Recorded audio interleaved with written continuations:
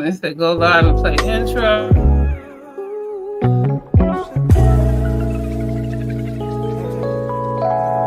She got style,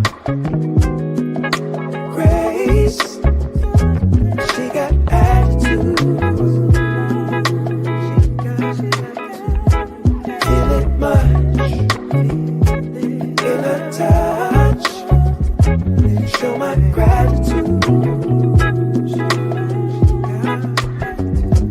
She got style,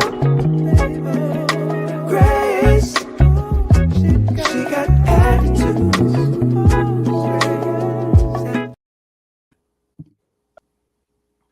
Uncle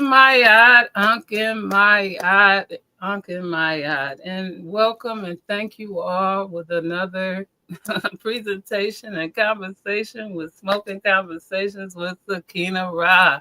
And tonight, my guests are Rasha, yay, from Corporate Conversations, yay, Glad to be here. Dewey. Hello, everyone out there in viewer land, in video land. Hello. Hello. Everybody's doing good. And as always, I would like to just ask you guys, listen, how was it this week? You know, I like to honor y'all because, again, we know that the federal has been going in, you know, and so we like to honor y'all for y'all dedication and work and, you know, for everything that y'all been going through. You know, I know it's been rough, you know. It's been rough for a lot of people. Just a lot of changes, uncertainty. There's, you know, we're experiencing a wave of events happening, people's lives being changed. We it's just a lot of uncertainty that's going on. So being positive, trying to stay positive, looking toward the future and not ruminating in the past, moving forward. And keeping ourselves calm and making sure that we're there for ourselves and our families. That's the most important thing that we have to deal with at this time. And I know he has a take on it as well. Okay. And what about you, Dewey? Yeah, well, it's always survival of the fittest. But yeah, like Rasha said it better than I ever could have said it. That you know, with the changes was going on with government and them. Because matter of fact, you know, it's almost like they got a hit list of the different agencies they want to hit and let go and fire. And but the bottom line is, we all know that government services and government agencies are vital to people's everyday lives. That's right. And it's becoming such a you know, it's becoming such a detriment, you know, to the American public and everything until now. From what I'm seeing on when I go to YouTube and when I go to quote unquote reliable news sources, that you know, people are protesting. I'm thankful that they're peacefully protesting. Thank God. Right, and, right. So basically, you know, I'll say this much. Okay, let me just say this real quick. Sometimes change just does not come naturally. Sometimes you have to force change. So we're seeing that right now, and instead of sitting back and letting them do as they please, I mean, we have to challenge these people because this is affecting our lives, our everyday lives. So that's pretty much my input on that. Yeah, well, some people don't go without a fight and change. I'm a Taurus, so change, being a fixed sign, you know, I don't always go with the flow when it comes to change. You're the bull, aren't you? You're the bull. I don't always go with the flow with change, and I'm not, you know, I'm not a big risk taker, and I guess that's some of my problem because you just can't tell me something and I go with it, you know, and I ask a lot of questions, and so you know, it's always the problem, you know. I want to know what's in the pot, you know, the pot stirrer, you know. So yeah, but if you don't ask those questions and do all of those things, people do have a problem with you. You see what I'm saying? So yeah, and I think dealing with the callousness of it with emails and different things that just come out that are just so impersonal or not lack of preparation and things just happening just willy-nilly. It's just one of those things. But remember, there's nothing new that's happening now that hasn't happened already. I mean, people went through the Exactly. Great Depression. I want to say 20 years ago, out our way, we had an issue with exactly 20 years ago, we were dealing with a major transportation strike where people were let go and they weren't called back till a year later. So it's a lot that's going on that we got to really look into. And this doesn't just happen overnight. This is Yeah. something that happens ever so many years. There's a redistribution of wealth that's shifted in order that the rich are get, like Dewey said, the rich get richer and the poor get poorer. So now they're trying to focus on having people becoming filthy rich and people becoming dirt poor.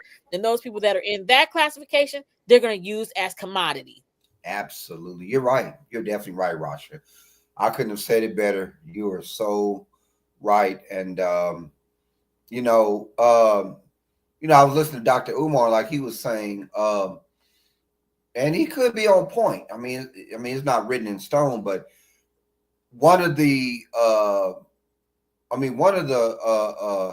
it's almost like a scheme or whatever. But it's like what are the true story behind them doing mass deportation is they want the people that have gone into retirement or other people that's not in the workforce, bring them back and like we're going to cut off your retirement benefits, your social security, bring them back and make them work 16, 17 hours, even at their old ages and stuff.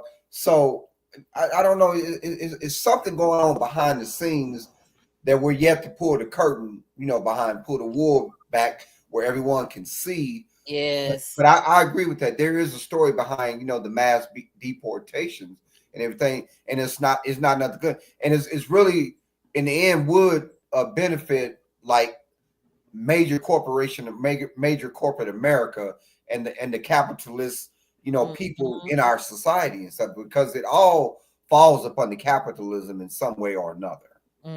Wow. Yeah. Yeah, so there's going to be like a push to get the American people some type of funds to help cushion some of this, some of these issues that are going out, and they're throwing around that $5,000. So tell me what you think of that, Rasha. I want to hear your opinion. think You it's do just, I think it's kind of like a stimulus package, or something just to throw bones to people to get. Do you think there's a catch-22 behind it? It's always a catch-22. There's gonna be something that goes along with it, just like with the other funds. It's taxable and all that other stuff. What are you going to do with the money? Are you going to spend it wisely? Is it going to go towards the necessary needs of your family? Is it going to get hijacked? Is it even going to get approved? What's going to happen? There's so many questions. What's going to happen with it? And then let's say it does get approved. Do you think? Let's say the majority of American society does get this $5,000 with this proposal they're supposed to be trying to push through. Do you think it'll stimulate the economy? I think that it would be a great help to those who receive it, those that are living from paycheck to paycheck, robbing Peter to pay Paul. It would be a great help to them. My secret issue with stimulating the economic downturn in the American economics is that there are only a few companies that own most of our brands. So we think that we have access to various brands by corporations or different corporations, and that seems not to be the case. I think what needs to happen is we need to come together and say, this is what we're going to do for these weeks or these couple of weeks, to send a message to these corporations that we're not going to have it. And so there's going to be something that's happening on the, I believe it's like the 28th, but what's one day when we can send a message to the corporations that this is what we want to do, this is how we want to handle it. And I think there's no other powerful way than to deal with it with an economic answer, like a clap back. You go too high, we won't buy. There you go. That you're so, if it's too high, we won't buy. You're so right about that, Rasha. But you're right. Okay, it is the consumers that make these people as wealthy as they become. Like you Right. said, if you hike the price too high, Mhm. people can't afford your products anymore, man. Like And for instance, like Rasha, eggs $6 a carton. yeah. That is too doggone high, man. And if there's a You are egg, robbing people, man. but listen, if there's a true egg shortage, why isn't there a chicken shortage? There And you if there, go. and if Good there's concept. if there's wing shortages, how come there are not legs and thigh shortages? So somebody lying to Very somebody good point. around Oh here. man, that is so true, Roger. You're so right about that. You are so right. But that's where again, let me say it again, Rasha.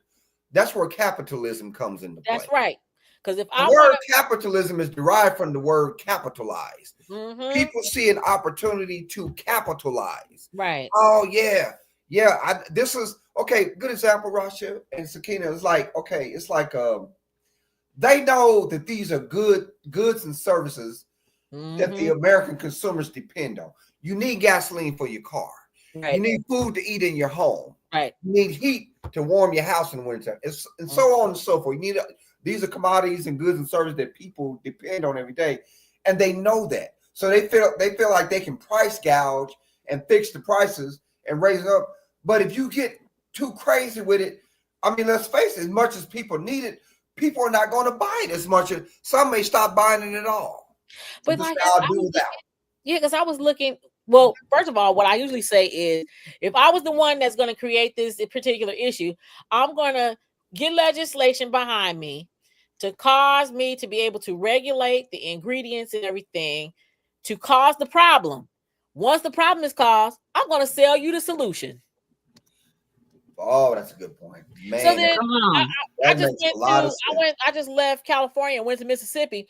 Out here in California, the gas prices are like $5 and up.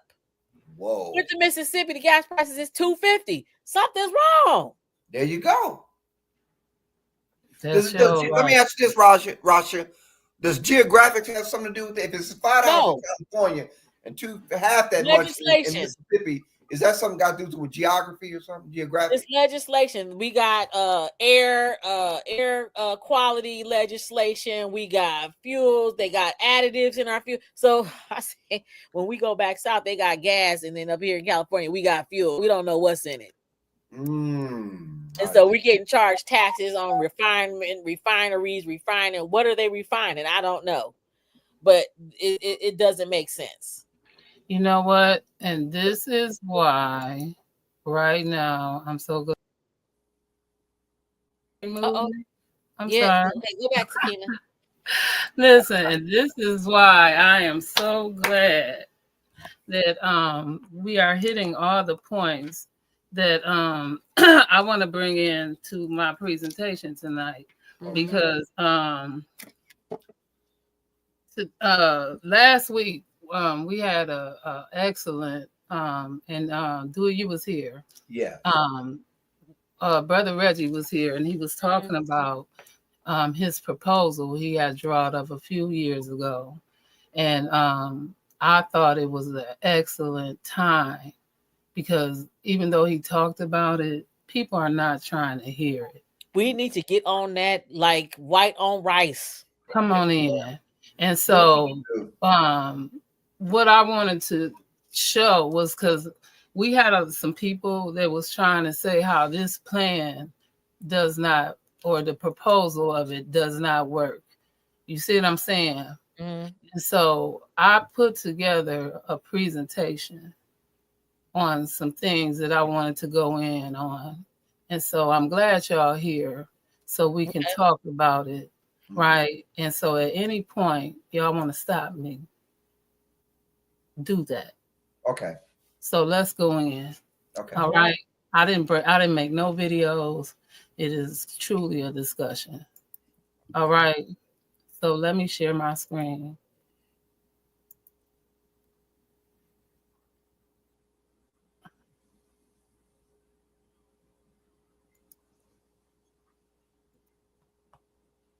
Let me know when it's sharing. Okay. You can see. Okay, we can see the map of the United States. Yeah, there we go. All right. Okay. All right, so this is called the power. So y'all know that two people are strength in numbers, right? And we all know the strength behind numbers.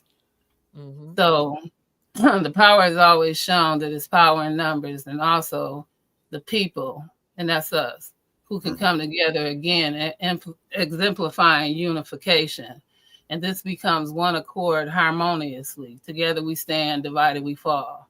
And this can be what you want it to be. However, if you don't want to do the work, then call it what you want to, and yet we'll know the truth. Mm-hmm. So, language and terminology, this is what happens in what we call Western America, where we are today. So, the role in shaping reality is identifying outdated or political and religious terms. The change in encyclopedia and various dictionaries, that's the Oxford, Meridian Webster, and the American Heritage. This is where we fall deeply on, because words are power, right? And so, in the discussion, I got to call her back. So in this discussion, we're going to discuss how language refers to societal values. Mm-hmm. And we're going to discuss and explore how language involves and roles and how they play in shaping our understanding in issues such as freedom, liberty, justice, and equality. All right? Because this purpose is about human rights, and they refer to fundamental rights and freedom, and every person that's entitled to it. And that's the simple virtue of being human. These rights were inherited and they're universal and unalienable. And that reason is that it can't be taken away or surrendered. And that result is how this language was not only referred to as a societal change, but it helped to shape us. That was them. And it's this lesson that enriches our understanding of these words, right? And how this evolved in our history and our culture to understand this. And this is where we don't have this understanding. Okay. So transcendentalism was advocated for individual rights and civil disobedience against the unjust law, supporting fight against slavery. American transcendentalism was for the transcendentalist thinkers, such as Ralph Waldo Emerson. Him and Henry Davis Thoreau were influenced by a man named Immanuel Kant. He was a romanticism who became important for advocates for abolition of slavery in the United States.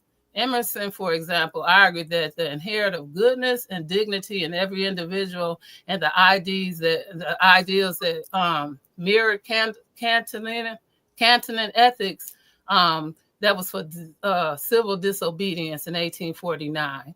This advocate for these unjust laws were just principles that abolitionists used to change pro-slavery laws. Later on, these laws became a fight against slavery in the United States for the forefront for intellectual, moral oppositions for slavery, right? And then they used Kant's philosophy, right, for the autonomy, for human dignity, and for civil disobedience.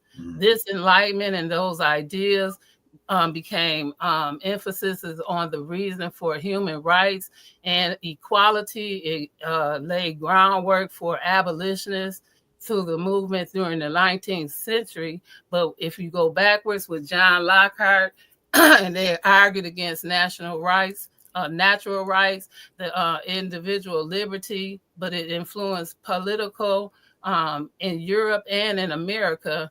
And then this idea fueled abolitionist arguments that every human being was entitled to life, liberty, and the pursuit of happiness. That's right. That slavery was intolerable, right? And it was in violation of these rights. So this explains who Immanuel Kant was. I'm gonna drop all this in the link later. But he even though he didn't address himself as in slavery and debt, but his ideas about human dignity and the autonomy had a lasting influence. So later on, we're going to call these apologists, right? So he thought about the influence of it as an abolitionist and his principle that an everyday person should be treated in the end in themselves and never merely as the means of laid on the ethical foundation for the argument against slavery. So his emphasis on the universal moral laws implied that slavery of others violated an inherent dignity of freedom and that every human possessed it, where have every human being possesses. So Kant was mostly influenced philosophers in this Western thought, knowing that his epistemology in the ethics of metaphysics, he critiqued pure reasoning in 1781. He revolutionized how we think about knowledge and perception, proposing that humans' experience is shaped not just by sensory input by the mind of one's own structure, but what he called those was categories. Kant argued that we cannot know things as they are in themselves. He called that noumena, but as they appear to us is phenomena, laying the foundation for modern idealism. In ethics, this groundwork for metaphysics or of the morals was in 1785, and he introduced this concept as categor, categorical empiricism, and a principle that suggests that we should act only accordingly to maximums that we could will to become universal laws. So this form of basic and deontological ethics were to be moral and an action of judgment by adherence to rules rather than by outcomes, right? And he also engaged in political, philosophical advocating for perpetual peace, and his ideas influenced later thinking on autonomy, democrats and human rights. So we finna get down. So the summary of the senses, right, and the phenomenon world and the world appearance allowed us to gather information about the environment. The rational and the will and the ethics and the moral action should be based on rational principles, not sensory data and inclinations to have moral worth. The phenomenal versus the nominal. While the senses lead to a phenomenal world, ethics connect us to a nominal world where free will and moral laws reside. So it was dual perspective and central basis to Kant's philosophy. The sensorial world provides a condition for empirical knowledge, and the true moral value is found beyond the senses, the rational duty and actions. And this was the Big Bang or the birth of human rights for the Black or Afro-American. So Wow. Kant's moral philosophy and human dignity was a categorical imperative states that we should act only according to the principles that could be the universal laws. This means that no one should treat another person merely as a means to an end, but also always as the end in themselves. So slavery is is very natural or nature, and it treats humans as property merely for the means of an economic gain rather than recognizing their inherent dignity and anatomy. The principle is influential, and for later thinkers who argue that slavery was incompatible with human dignity and a universal moral law.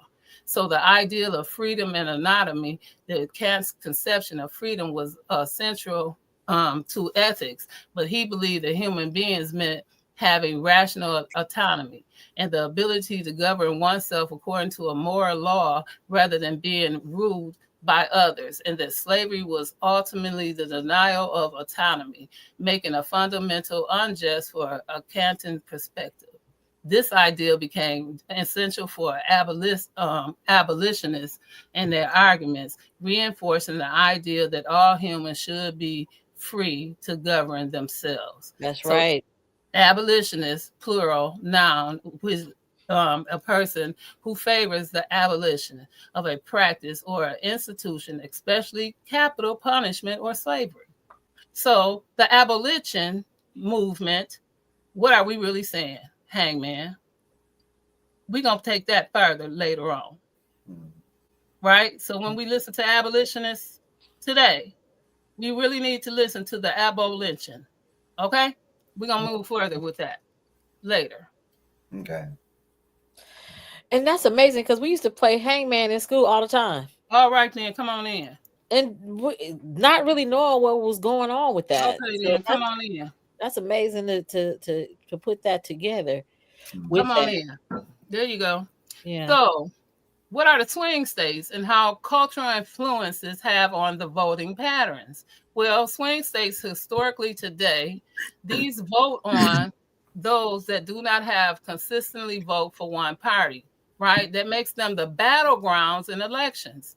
They're the cultural, economic, and demographic makeup that heavily influence how they vote. And this is a summary of how the cultural history has shaped those swing states, right?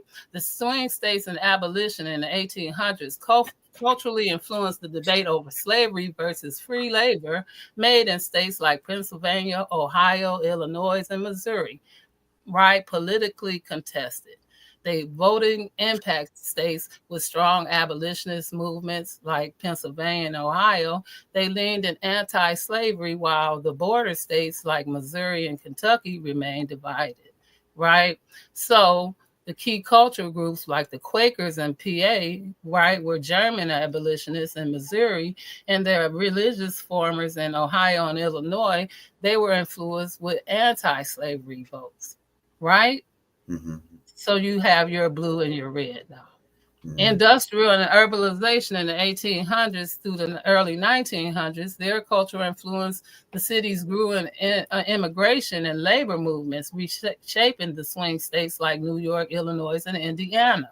So the voting impact were the workers and the unions that favored progressive reform, and they leaned demographics. So the business elites in the conservative rural areas leaned Republican, but the key groups were European immigrants from New York, factory workers in Illinois, and the rural conservation in Indiana, right?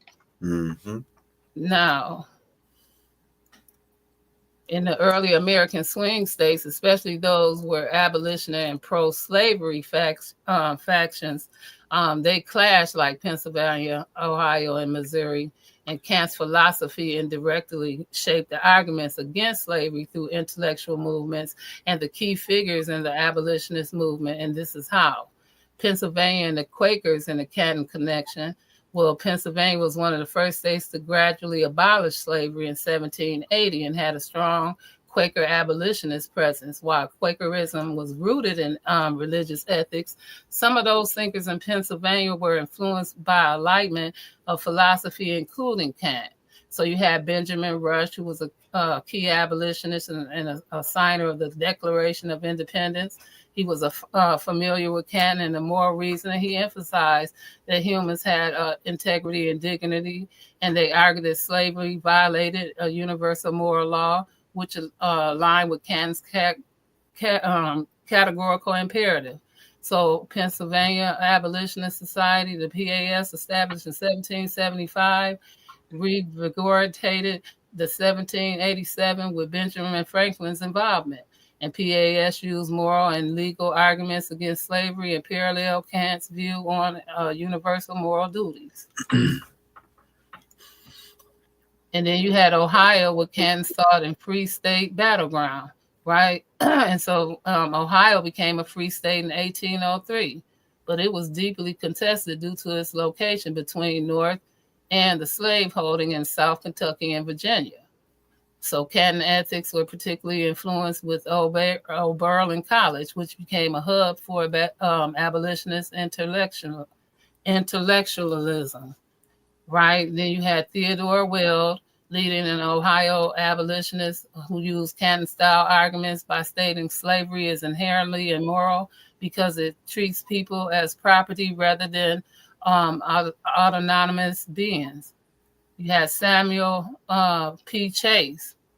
He was a key figure in Ohio politics and later Lincoln's Chief Justice, and he was influenced by Canton's notion of universal justice. He argued that the U.S. Constitution should be interpreted in a way that aligns with a moral law, and this supported abolitionist legal efforts. Then you had the Missouri Board of State on Ethics, with ethical divide.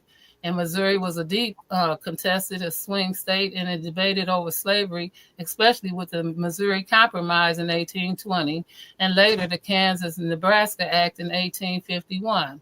You had German immigrants in Missouri, and many of those who studied Cantonese philosophy in Europe, which became a key abolitionist. Karl Schwarz, a German revolutionist and later a Union general, explicitly cited Canton ethics in his argument against slavery, and he and others believed that the moral duty fight against oppression and the principle directly tied to Canton's notion of a categorical moral duty. You had St. Louis abolitionists who were influenced by German Canton ideas and American republicanism, and it blended moral arguments with legal activism. And again, in Missouri, this is y'all state, y'all. You had a border state with ethical divide. Missouri was deeply contested swing state, and it debated over slavery, especially with Missouri in 18 to later Kansas Nebraska Act of 1854. German immigrants in Missouri, many who had studied Canton philosophy in Europe, became key abolitionists. Karl Schwarz in the German Revolution, later the Union generally explicit cited Canton ethics in his argument against slavery. He and others believed that the moral duty fight and oppression, the principles directly tied to Canton, the notion of categorical moral duty, and St. Louis abolitionists were influenced both German and Canton ideas, and American Republicans blended the moral argument and the legal activism. I'm sorry, I need to take a break. My mouth is dry. They say I'll be doing readership. Okay. Yeah. Y'all got any questions yet? But I was looking at how we was looking at over the 1700s, but like even before that, when they had the Iroquois and the Powhatans fighting each other over the land, and they were bringing European slaves over here to help, build up the colonies and represent areas of Europe coming over here. And the Moors were owning everything in the South, so there were white slaves as well, but they don't want to tell us about that. But you know what? Real quick, let me interject. Rasha. But weren't the white slaves considered like indentured servants? Like exactly. Okay. Is it not true? I don't know, because maybe you all can give me a real quick history, a lesson in history. Now, from what I understand, the ones that were considered white slaves did not experience the brutality that the black African slaves did. Is that correct? No, they did not. They did not. Mm-hmm. Indentured servants were, although they did sleep maybe in pretty much the same type of quarters. Mm-hmm. They were still fed differently, and they might have been paid, right? Mm-hmm. And they got to torture us. Right. Yeah. So there was a very big autonomy difference when it came to that. So we're not gonna get it twisted by all means, right? So even if they you sing Roots, even if they had to show a love or a friendship or whatever you want to call it, when it came down to it, right? It's either you or me. Right? Yeah, I'm not going to lose my job to save your job. And that's like that right now today. Oh, yeah. You see what I'm saying? And we're going to call that the survival of the fittest, because that's what they taught you. Yeah. So, right, I'm not going to lose my job to save your job. Now, I'm going to help you try to keep your job within this manual. But if you don't give a damn, I don't get no... Okay? All right. Oh, yeah. All right. So, the broader impact on the legal and political thought. I love you, Dewey. The Mm. American legal scholar in the early 19th century, especially in these swing states, was influenced by Kant's theory of justice. And this was John Quincy Adams, and we all know who he was. So the thought was not explicitly a Kantian used similar universalist moral argument in defending the Amistad case in 1841, arguing that slavery contradicted fundamental morals and legal principles, but Frederick Douglass thought more aligned with British Enlightenment ideas, echoed Kant's ethics, and when he faced and stated that slavery was inherently incompatible with moral and rational self-governance. The civil rights era and the racial politics in 1951 through 1970s, cultural influence pushed for desegregation, civil rights, and black political power, and it turned the states like Maryland, Kentucky, and Missouri into battlegrounds.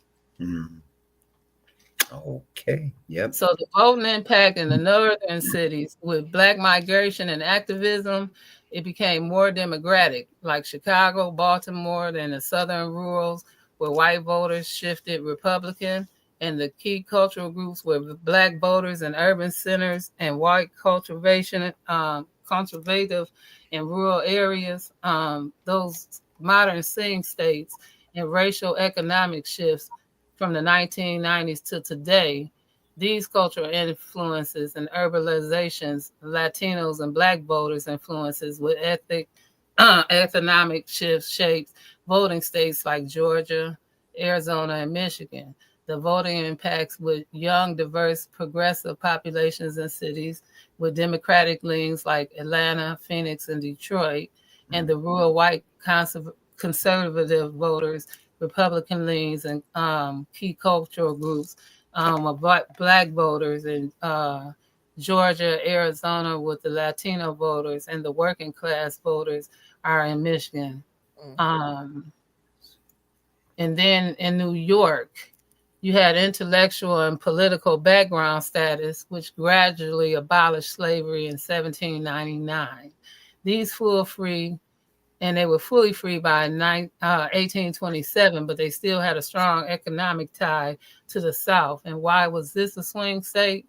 Well, New York was politically divided by pro-abolitionist movements in the city like Albany and New York City, but economic elites benefited from Southern slavery and the cotton trade, banks, and shipping.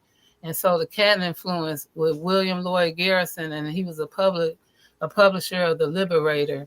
Through more radical than Kant, he used the ideal of moral absolutes, and his anti-slavery stance with aligning with Kant's categorical imperative.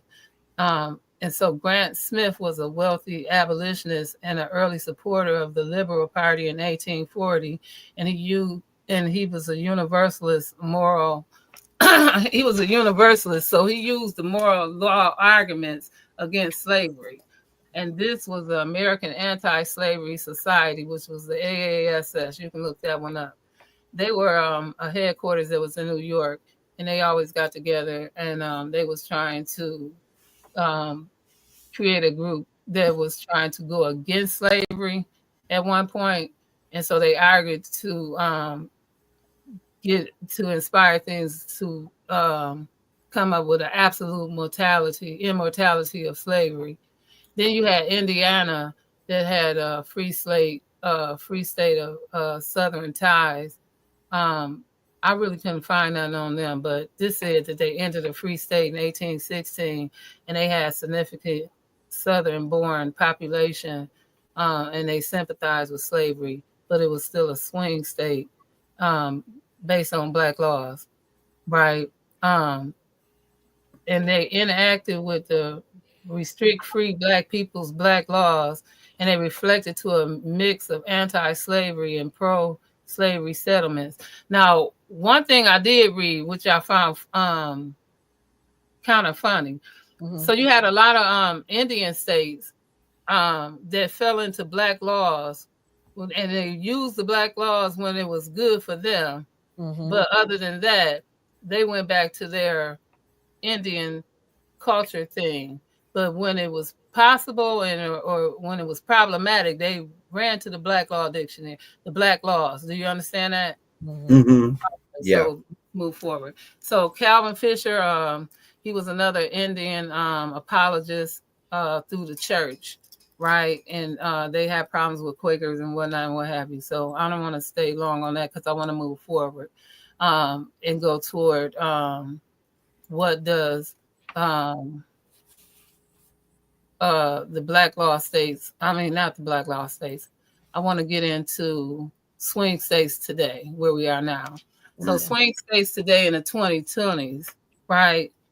The dedicated by the race of the urbanization and economy shifts. So Georgia has a historical Republican, but it increased Black voters, and it turned out, and it made it into a battleground. So Arizona has a Latino population and growth, right? And its suburban voters flipped against the GOP, right? And then you got Michigan and Wisconsin, right? The industrial decline led to economic anxiety, and it made them unpredictable because of a lot of that stuff went to China, right? They were mixed. They still are a swing state, but based on the industrial decline, right? They still swing. They were once more democratic, and then at one point they were all Republican, and then now they more Democratic, and they swing more now. You see what I'm saying? Because of industrial decline. A lot of that went to China. Pennsylvania is still a swing state, but now it's split between progressive cities and conservative rural areas, right? You got Nevada and North Carolina, the growth in Latino and urban populations, and the shifting is the voting patterns again, right? The key factors that make them swing states today is the demographic changes, more diverse populations in Sunbelt states on the economic shift. Economic mean people. Postal, industrial, Midwest versus high growth in southern states.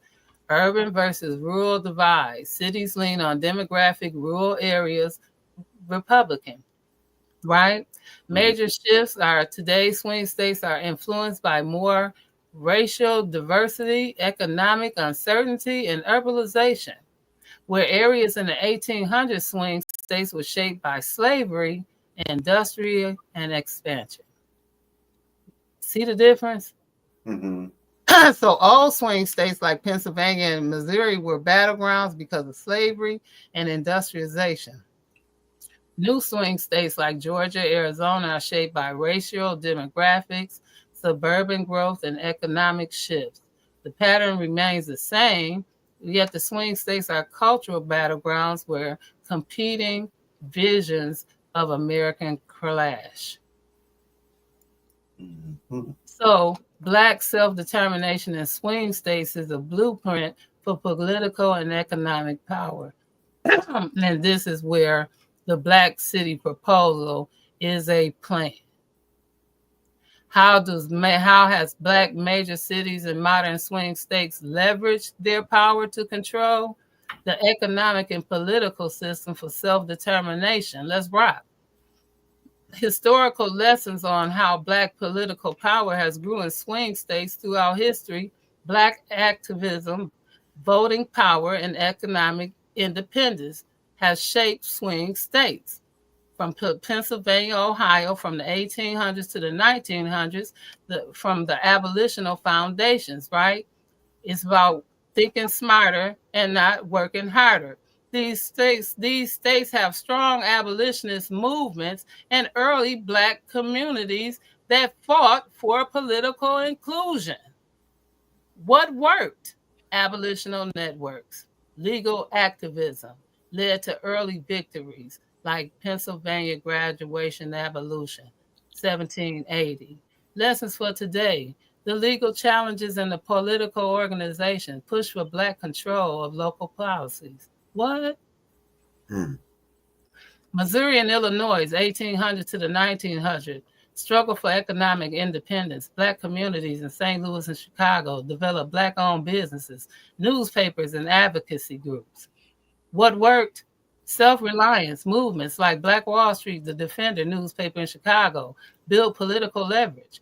Lesson for today? Strength. Black-owned businesses. Media is the key to self-determination.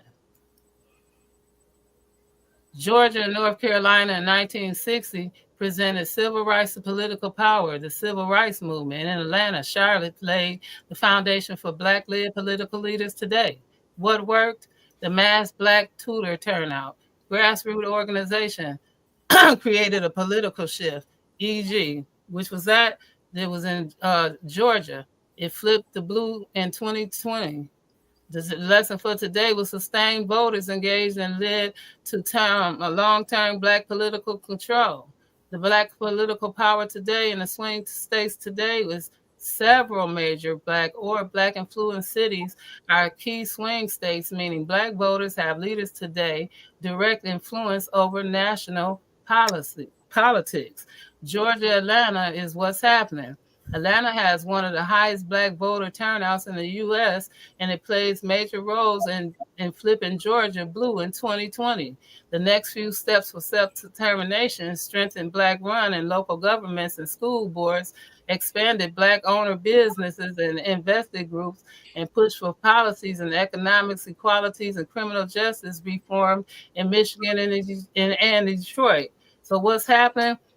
Well, before this flood that just happened, Detroit large Black population had numbers to control statewide elections. And the next step for self-determination increased Black homeowners and land developers and leverage for voting powers and state funding and infrastructures to develop Black-led education reforms and entrepreneurship hubs.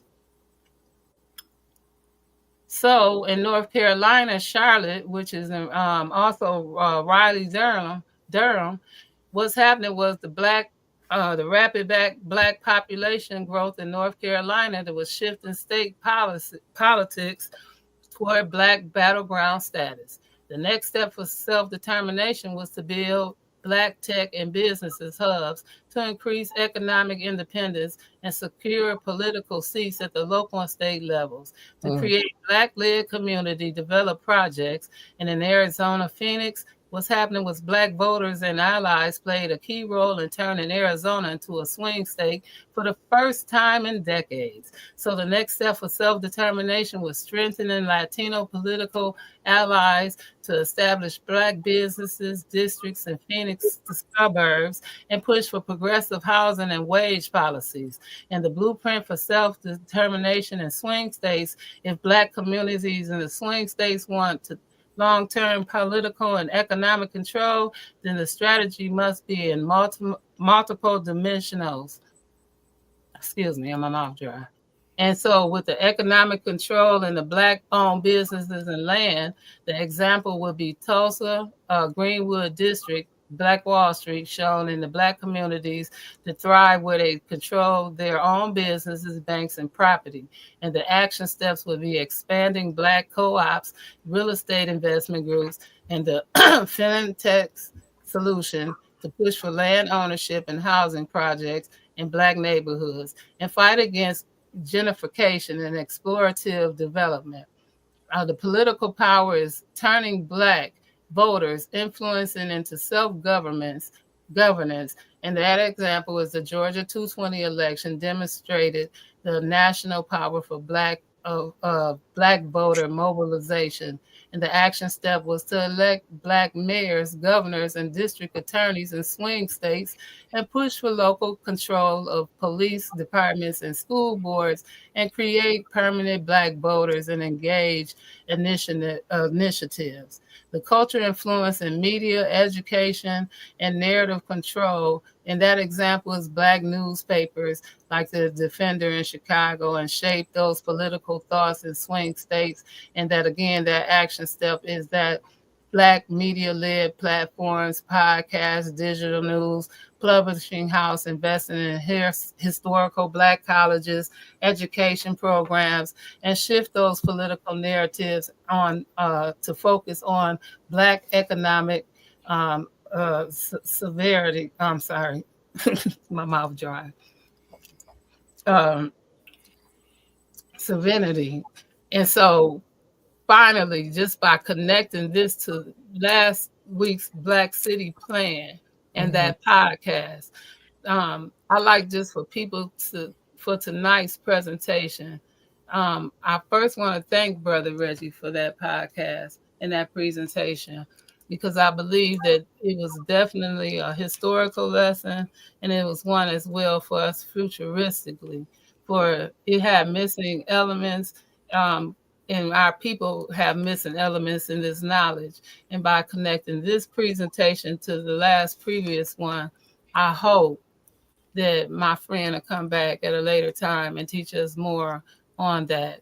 Mhm. So, however, I hope that this information also has opened a door and brought forth some of the things that the naysayers have said in history and tried to underplay the truth, in which we have actually known for a long time. And it's a shame for those of us who have defamed and brought shame to those who have actually known that there are some of us who have bought, owned, sold, whooped, beat, tortured, unalived, and raped our own kind under the title of aboriginalist.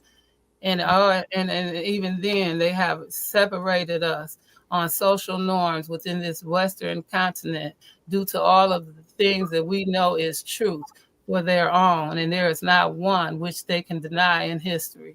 Now, due to the post-swinging states and battlegrounds over slavery, abolition, economic control, with these modern swing states and battlegrounds over racial justice, economic power, and self-determination. The lesson is these Black communities and swing states have numbers of history and power to take control if they are organized strategically. And so, my second appreciation for tonight's presentation is to Gemini, the goddess. And I agree that in order to move forward, we have to know where we come from. And in that word in Hebrew is dialect, right? And so, in another word is chakra in the HPU, which is a hidden power university in Ra, and that is your root or kundalini. And in Kemet, that word is Mayat, right? And those seven principles of.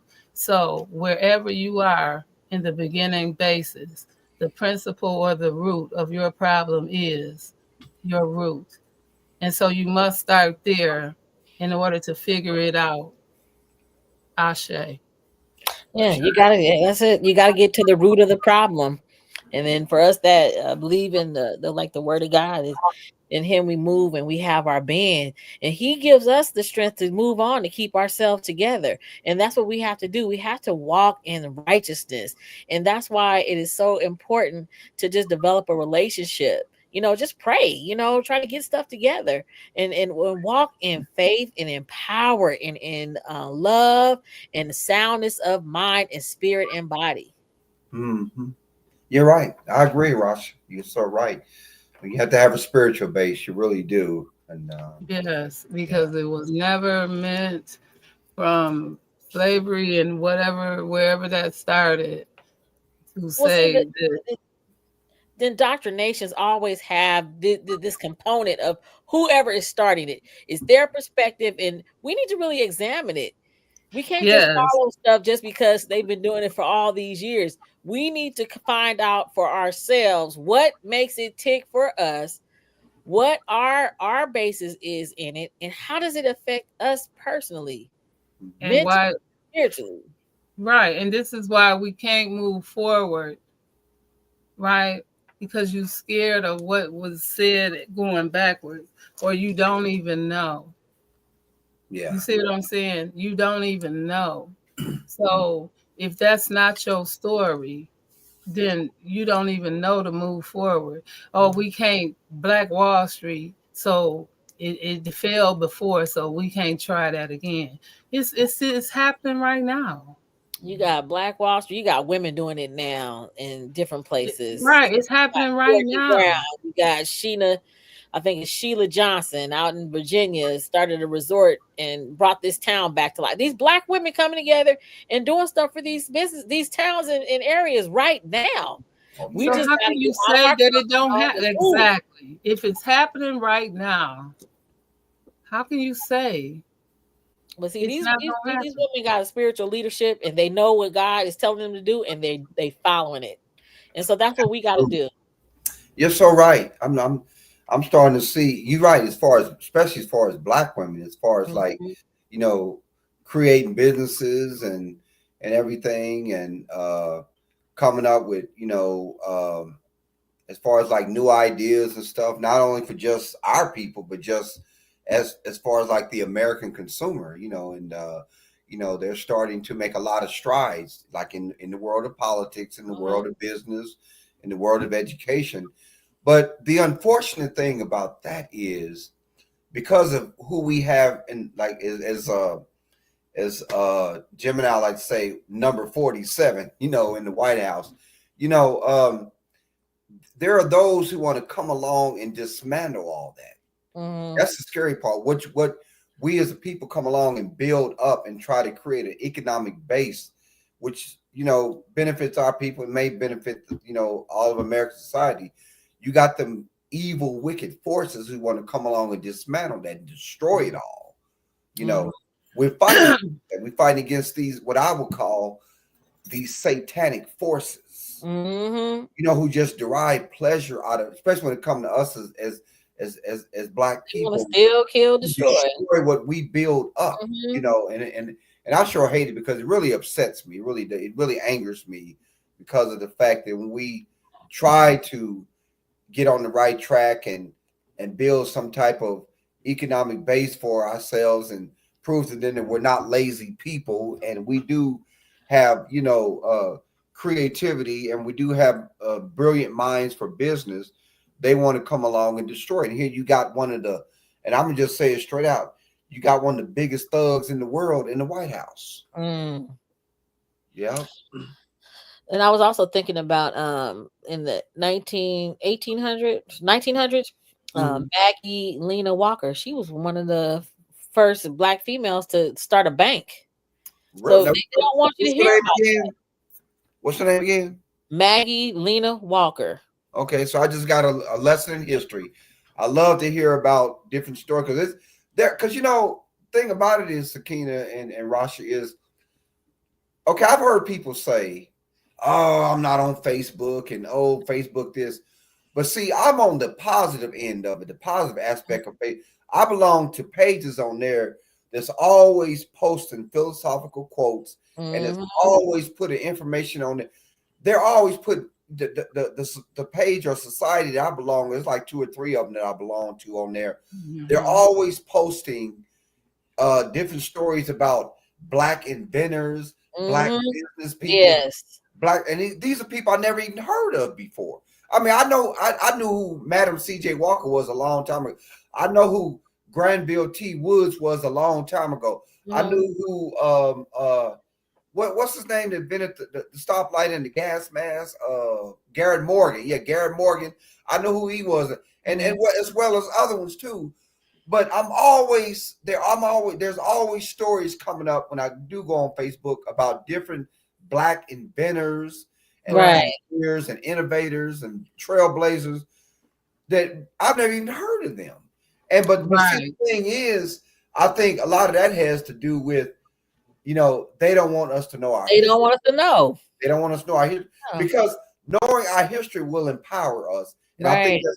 that's one of the biggest fears is for us to become empowered Right. and know Right. where we truly see. The only history they want us to know about is slavery. We come from Right. slavery. No, Right. we come from a whole lot more than slavery. That's right. That's right. But my biggest key to this is remember because it ain't what they say, it's what they don't say. Mm-hmm, Mm. Right. And mm-hmm, so with knowing that part, right? mm-hmm, Because this I always refer to stuff as either what my mom said or what I teach my kids. Please, y'all understand me.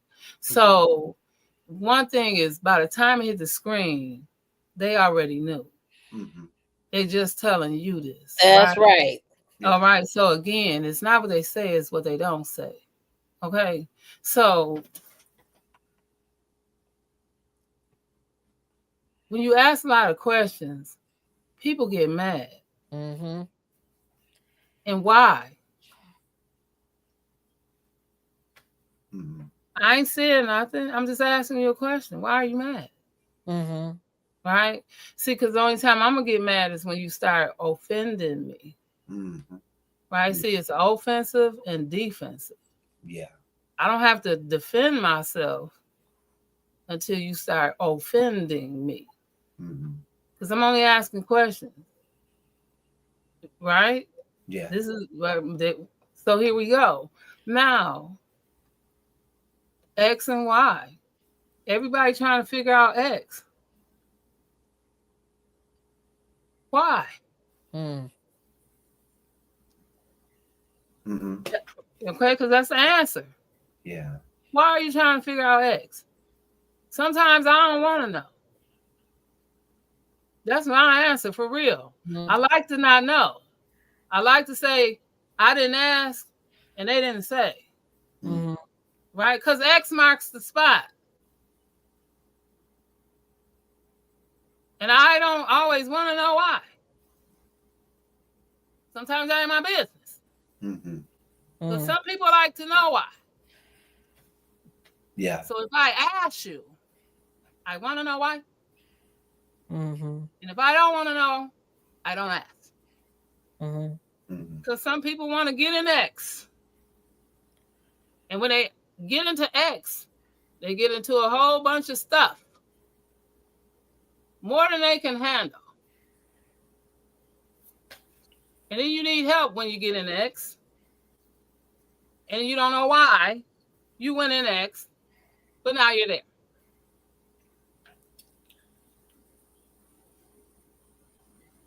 See what I'm saying?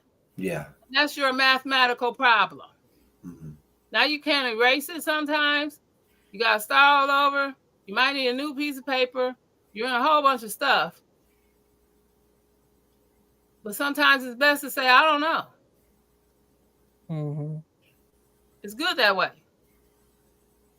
Yep. So when you use people's stuff, because you didn't tell me that and I didn't know that, and didn't I say, I don't know that? You didn't tell me that. I don't know that part.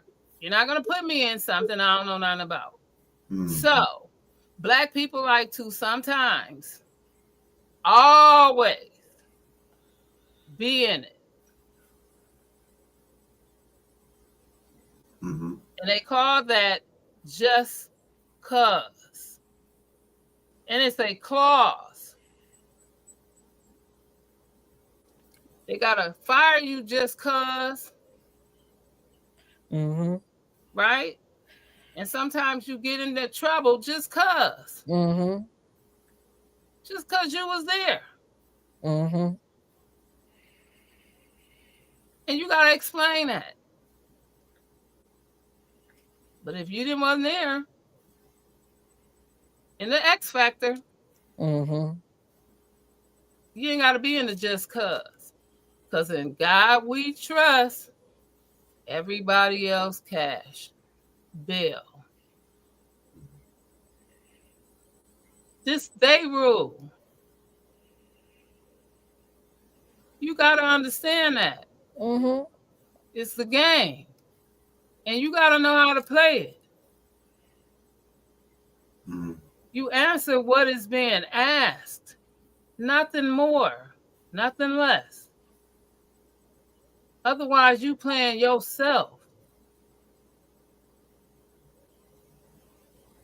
So again, sometimes it's okay to say what you know, but sometimes you know too much. That's why your ancestors that knew how to read didn't know how to read. No, sir. Mm-hmm. And could read they behind off. Some of them knew that they was doing this and that and another and stayed and played the game. Just like now. And they have Black mayors and they have Black this and that. and they have black this and that. And Mhm. Black Wall Street did succeed, and they took it. But we Mhm. still have other Black Wall Streets and Tuskegee's and all of these other things, but they're minute. Mhm. And other Black people are naysayers and say it ain't happened, but it is happening right under your face. Yeah. So again, right? It has to happen. If it don't happen, it's because you didn't do the work, and we know why. Mhm. Yeah. So it's gonna be some things that's gonna have to change really quickly in a matter of could be weeks, months. There's gonna be some downturns. There's gonna be some, just uncertainty. But what I've been telling people is bet on yourself. If There you you know go. what it is you want to do, There you start go. to work on that and start to put your ducks in a row and start lining stuff up, because you can't depend on your job. You can't depend on your government. You can't depend on the medical care. You got to take care of yourself and your There family. you, You're there you so go. right. And then You're that's why you got to call on that. So you got to call on God and ask for assistance and help. And this is where your power, your love, and your soundness of mind is going to kick in, because he's given us all that in his spirit. So that's why when we see all these things going on, we can't let it get to us and start ruminating on all of the things that we see that are negative. Keep it positive. Mhm. Everything that's going well, let's think about that, and then let's keep it moving forward to what we need to have done in our family, in our lives, because it's a lot of dissension in families that's going on too, that we need to take care of. And Mhm. if we say that we love God and we don't get along well with our brother and sister, then what we talking about? Mhm. You know, you got to extend that olive branch. Do your part. Don't worry about what they do. Do your part. And so anybody who's in a business, who's trying to make things work, make things happen, you don't have to get all of the profit. You can Mhm. leave profit for other people to get, and we can all get it together. Mhm. I don't think people listen. I don't want to go there, but I will. I don't think people think like we can go there. Like some people think sacrificing means you got to kill something, Mm-mm. right? The people don't understand sacrificing means you Oh, you might have to. You don't have to, but some people sacrifice giving somebody the shirt off their back. That's a sacrifice. right. Somebody Time. might have to not even have to. Somebody might have. Well, I'm not gonna go to work today. I'm gonna call in so I can help take care of you today. That's a Right. sacrifice. That's a sacrifice. You know, Yeah. Meet and we meet are not. people's needs. Those are sacrifices. You know, I really I'm wore out today. I really I work such and such hours, and you don't tell people that, but you know for yourself.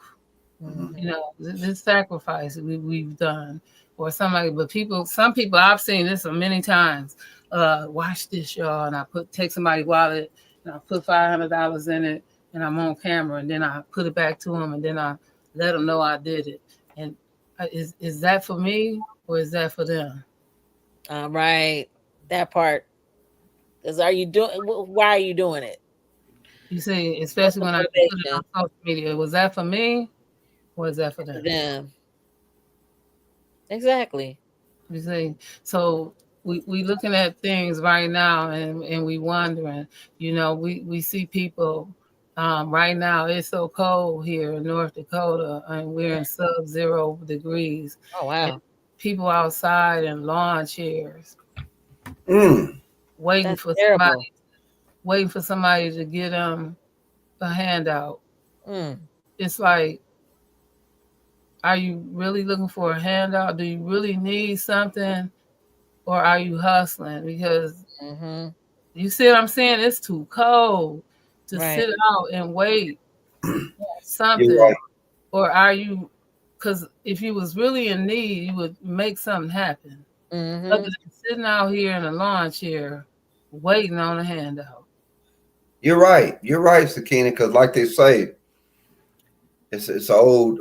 Some famous philosopher may have said this long, long time ago. He said that there's three types of people in this world: there are people who watch things happen. Mm-hmm. There are people who make things happen, and there are people who wonder what happened. Mm-hmm. That's Right. right. And So, so, come so, on. so we talk about in life, you know, we talk, we hear people talk about luck. We hear about luck. I prefer to say blessing when good things happen. God Yes. bless you. But we talk about luck. Let's say there are people that believe in luck. Well, a lot of times in life, you have to go out and create your own luck. Mm-hmm. Oh, I'm lucky. I'm waiting for my lucky break. I'm waiting for something lucky to happen. Man, a lot of times in life, you got to create your own luck. Mm-hmm. You got to create your own opportunities. Because like Rasha said, depending on government, depending on other people, depending on other. Now you should learn to depend on yourself. Mm-hmm. See, so when we talk about that, because even if listen, because even when people depend on it was somewhere in this theory that we just went over with the philosophy. People take things and they run with it and stem off of it, and it is what it is. Because Kant's theory, excuse me, was something that would help create for America. Um, and so it is what it is. But for what it's worth, they helped to steer the slavery to freedom. Mm-hmm. We're gonna call it for what it is, because they needed that help. Yeah. You see what I'm saying? To let my people go. It took a long time. You see what I'm saying? Because let's go there, because I don't know what it would have took. Mm. You see what I'm saying? So with that, because remember, they gave us scraps, and next thing you know, we end up in the kitchen. Yeah. Because them scraps must have been good. Just the smell of them from outside made them want you to come in and cook from them scraps. Like, them scraps smelling good. Look here. Can you come in? You know what I'm saying? Look here. So that's how your mama got on a pancake box. Ain't your mama on a pancake? Okay. Come on in, Pearly Mill. So we just gonna keep it real. Yeah. And so now this philosophy, and it became this and that, because after a while things in Kim, it became cultic. And you see what I'm saying? So everything became something that it wasn't. And so now this helped put a thought in somebody's mind and say, hey, this ain't right. These are people. You see what I'm saying? These are people. I don't give a damn what color they are. These are people. They human just like us. Mm-hmm. They shouldn't be treated no less. Yeah.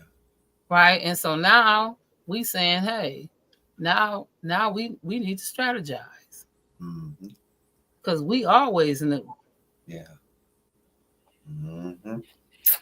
That's I was right. just thinking about when you were talking about Madam C.J. Walker. You know, she had a mentor, and it was Annie Malone Turnbow. She was the first one in the state of Illinois to have a Rolls Royce. Wow. See, you know what? Let me tell you this real quick, Rasha. See, I'm a seeker of knowledge. I love to learn new things. That's the beauty of life. You learn something new every day. So every time you mention these people, like I said, I feel as though I'm getting like a history and a lesson in history. Mm-hmm. So it's just a beautiful thing to just learn something new all the time. Now, who's this lady's name again? That was Madam C.J. Annie Walker.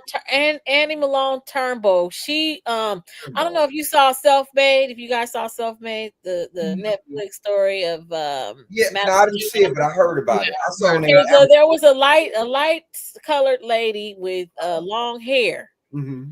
and they made it seem like she was like her nemesis or her villain, but she actually was her mentor. Her mentor. Okay.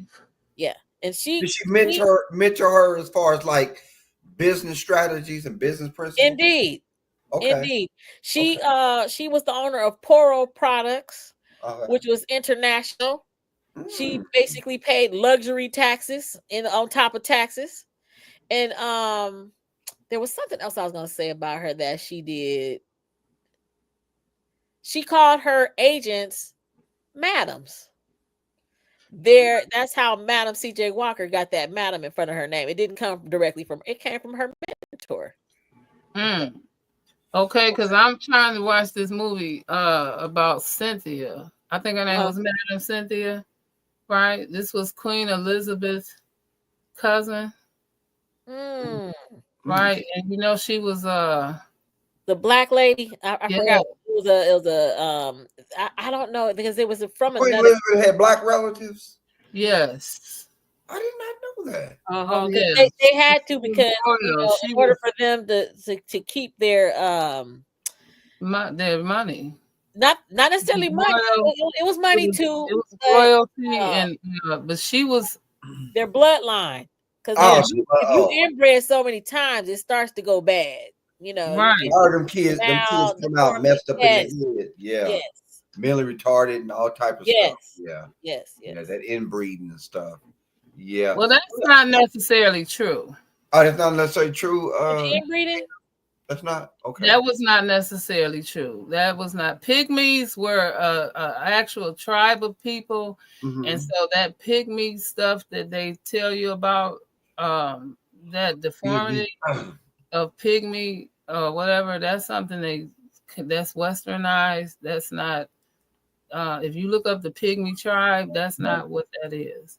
So pygmy, that's like another, that's exactly. So that pygmy they calling people in that pygmy nation tribe is two different things. So that's something they made up in Western for the people that look right. Yeah, they were very little bitty people. Let me ask you this question. Those were the people that was actually the ones in Charlie Factory's that book. Them Oompa Loompas. The Oompa Loompas.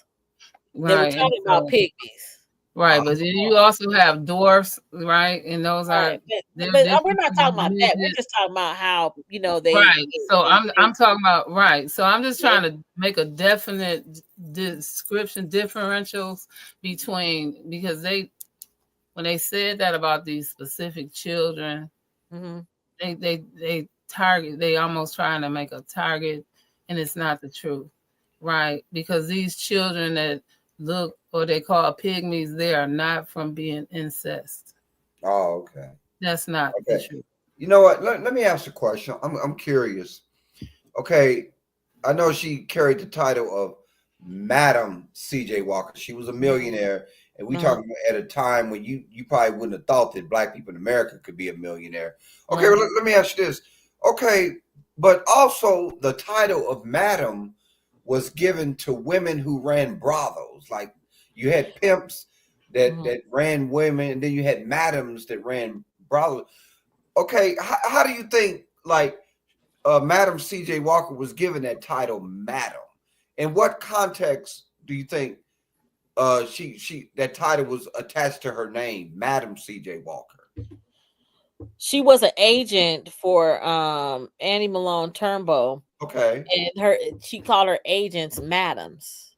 So they would sell products. In what context did that mean? I mean, when you had the title of Madam, it wasn't no brothel. What was that mean that you was like a businesswoman? You were like business.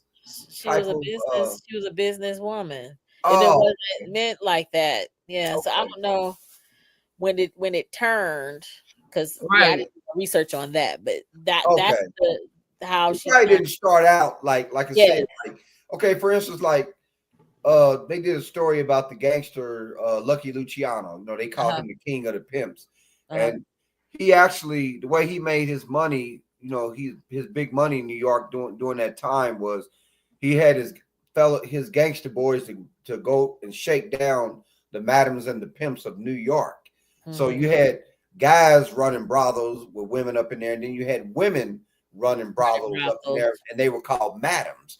But in Madam C.J. Walker's case, that was a very noble, distinguished title. That's right. It came later with that madam when it came. Right, because madams in French were women of a distinguished title too, and I'm not sure if they were known for that either. Yeah. Right, because brothel women, what you referring to, the brothels, those were in Western terms, which people saying that the West didn't happen, but it did, Yeah. right? Mhm. So that's where brothels came from, in that in and out of that term. Uh,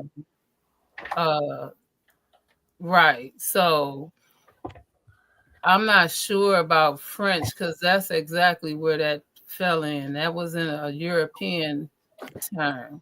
It Okay. wasn't. They were Madame and Monsieur, Okay. Monsieur and Madame, and Okay. so like lady and gentleman. So Oh, I'm not actually sure about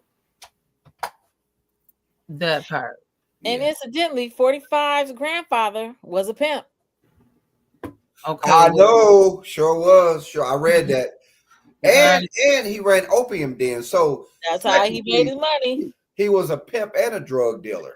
And so, listen, you know, the English would sell, or they made it possible for China to get opium for the tea. So that's where the term, what does that have to do with the price of tea in China? Right. Everything. Yeah, there we go. Okay. Yep. You're right. I've heard that slogan many a Yeah. times throughout the years. The What price does of that see, have to do with the China. price of tea in China? Yeah, they were trading opium for tea. Oh, interesting.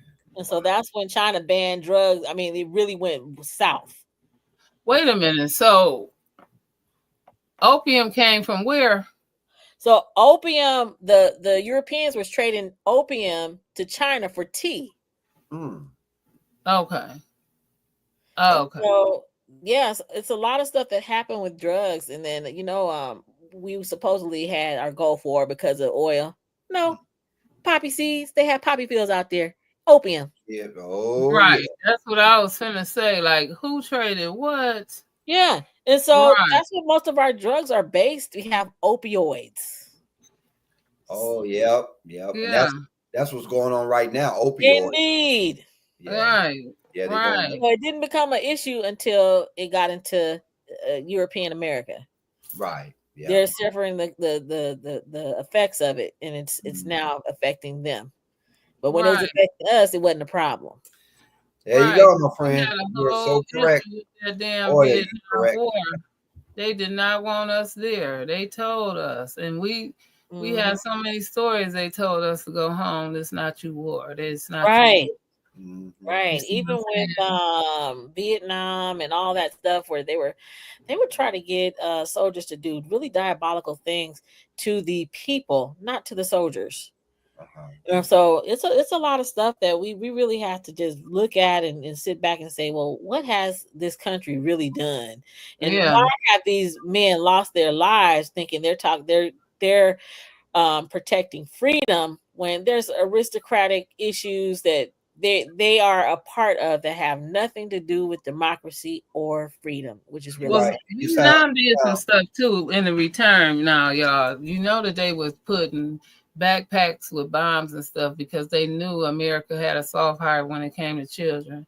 And so they were actually putting backpacks with bombs and stuff on kids and leaving their kids out there. And when an American soldier went to grab and save a kid, it blew them up. And Wow. so yeah, Wow. this is the Yeah. kind of stuff they were doing too. So Well, and um they sold their children and sent them to America to work in sweatshops too. Oh, well, yeah. they Yeah. were doing all kinds. They knew. Listen, when it came to women and children, they knew America had a soft spot, and so their sacrifices with women and children because they men went to war.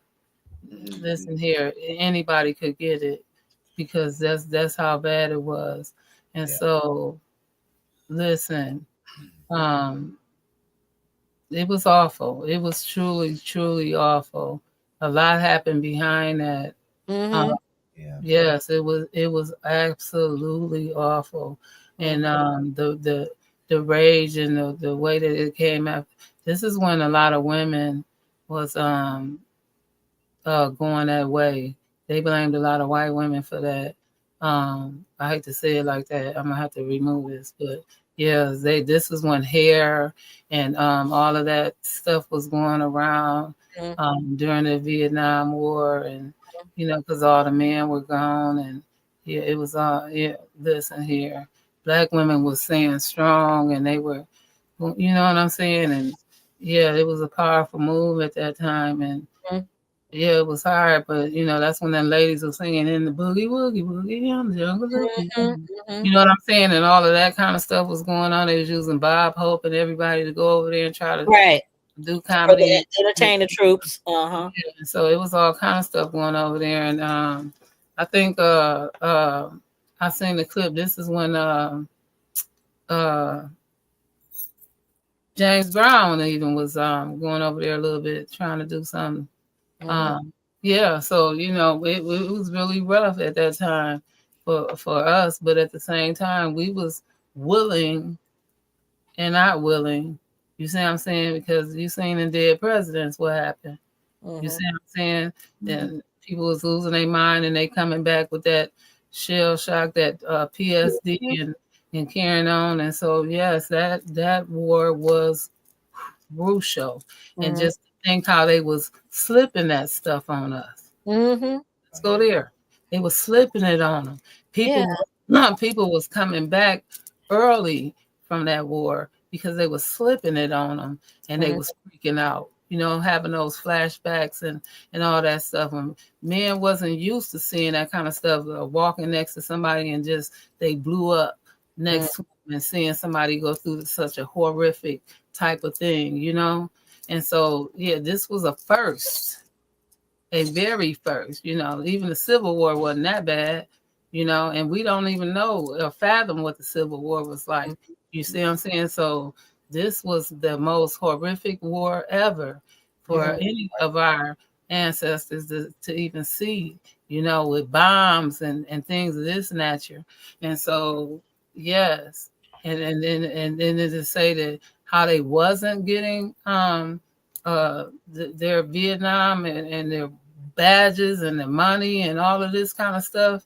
They Even still right, are trying to give them their money. you see what I'm saying? That's what I'm trying to say. Even right now, today, They gotta. It's like its own code. You gotta try to find someone who knows how to get through all that bureaucracy to get to the all of the things that you were promised, all of the stuff that you have access to, legal, rightful access to, just like the 40 acres and a mule. well, the 40 You're right. acres That's of the same. mule That's the was a same. whole. Same example. I mean, that's a good example. I mean, the way you can compare, you can definitely compare the two together. You know, like I said, the veterans to go and fight these foreign wars and they come back home and they treat them like dirt. You know, Mhm. you fought, they so called fought for this country, but yet and still you act like their lives have no value. You know, like it's meaningless. And just like us, like you said, slavery ended. We thought, okay, we went through all this. Our answer went through all this. What did Mhm. we get for this? Nothing. When slavery ended, we didn't have nothing. They didn't give us our 40 acres. Like you said, the same concept And holds true for these soldiers or these people to go over there and fight these wars for the government, for the U.S. government, and they come back and be like, okay, you did that, but hey, we're still not going to reward you for anything. You get nothing, nothing at all, and I and think that is so wrong. and there's money that we're owed from the Freedmen's Bank when they shut that down. Yeah, yeah, no doubt. Yeah, And no it's doubt. But see, billions of like I said, dollars. let me reiterate, let me repeat myself. The longer I live, the Mhm. more I realize how these people become so damn wealthy. They Mhm. steal, they lie, they cheat, they murder. That's right. Okay, And let me tell you, let me tell you this, and I want y'all both to hear me loud and clear. I have the book The Godfather. mhm. Oh, I love that. And before that book starts by Mm, Mario mm, Puzo, mm. there's a quote by a famous writer and philosopher, I think from the early 1900s. His name was Honore Balzac. Here's what Balzac said, and it's a very short quote, one sentence statement, but it's almost like it carries as much weight as 10 tons of iron. He said, "Behind every great fortune, there is a crime." So Mm. when you go back to the days of the robber barons, like I said, y'all may have heard me say it's another podcast. You know, Vanderbilt, Rockefeller, you know, Kennedy, DuPont, and it goes on and on. Yeah. These people build their fortunes off of a lot of corruption and a lot of corporate thuggery and a lot Yeah. of just illegal means. They Mm-hmm. did. They built their fortunes off of that, and Yeah.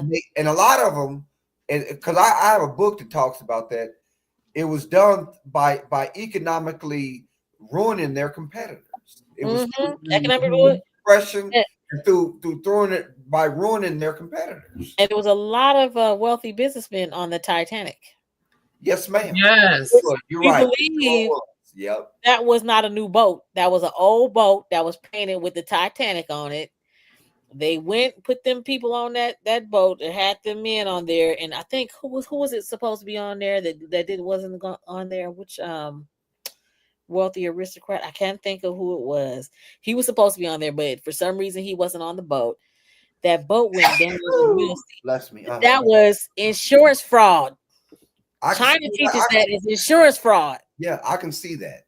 Yep, I can definitely see that. You're right, Roger. I can see that easy because it's so cutthroat. Right. You know, it's like they climbing on top of each other. Even They, though over they're dead still bodies. wealthy, huh? Over dead bodies. There you go. There you Yeah. go. That's right. Absolutely. So it's just wicked to me. It's just so wicked that what people will do for money and power. Mhm. There's no end to it. There's just no parameters as to where they'll stop to continually to increase their wealth and their power. They don't care. And that's why entertainers are visually enslaved icons that they cannot speak against, they cannot say anything, they have to perform. 9 times out of 10 they're performing for literally nothing. Mhm. How does that happen? Where they should get paid for their work. They should have something set aside for their retirement if they go into retirement. I'm seeing people that are still well on in their years still performing, and that ought not be. That's right. Same people 75, on 80, 85 and all that. Yeah, they too where old. is their intellectual property? They Who wasn't out. owns it? Right. They said Where again, is their intellectual property? Who like owns their their residuals intellectual and property? what they should, like Exactly. It should what they be created, they with should be black getting paid community. for that for the rest of their lives. Exactly. Even their children and grandchildren should be making money Right. off But of it. these people with these CEOs, they have their children and their families eating off of these entertainers who were basically That's a just good point, Rasha. enslaved. They have diamond shackles, gold links, gold shackles. They're enslaved. It looks like they have wealth they don't.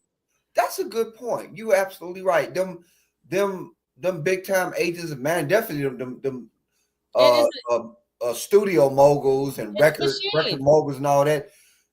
They cheated them artists so bad. They ripped them off so tough Exactly. until them people wrote their music, published their music, and everything. But yet and still, the big people was able to, because I know they did a lot of artists like that.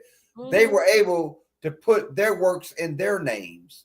Right. Where So you get paid this big money up front and you won't get paid no more. You're done. that's We're why one of the ones, as long as that music is making money, I'm right. making money. When the artists that wrote it, published it, did all, they should still be making money, but And they then don't. inconspicuously, they still have big and good insurance policies that are cashed in. Yeah, there you How go. come theirs don't get canceled? Yeah. But somebody said if all the black people started getting together and buying insurance policies of upwards of 200,000 each, all of these deaths would stop. Because somebody would be prosecuted if these insurance companies had to pay out all that money. Sure. Yep. There you go. Yep. Sure would. Yep. That's right. Because real quick, I watched this hour and maybe 15-minute documentary on Sam Cooke. I hope I'm not repeating myself. Oh, I love that. Yeah. Let me tell you.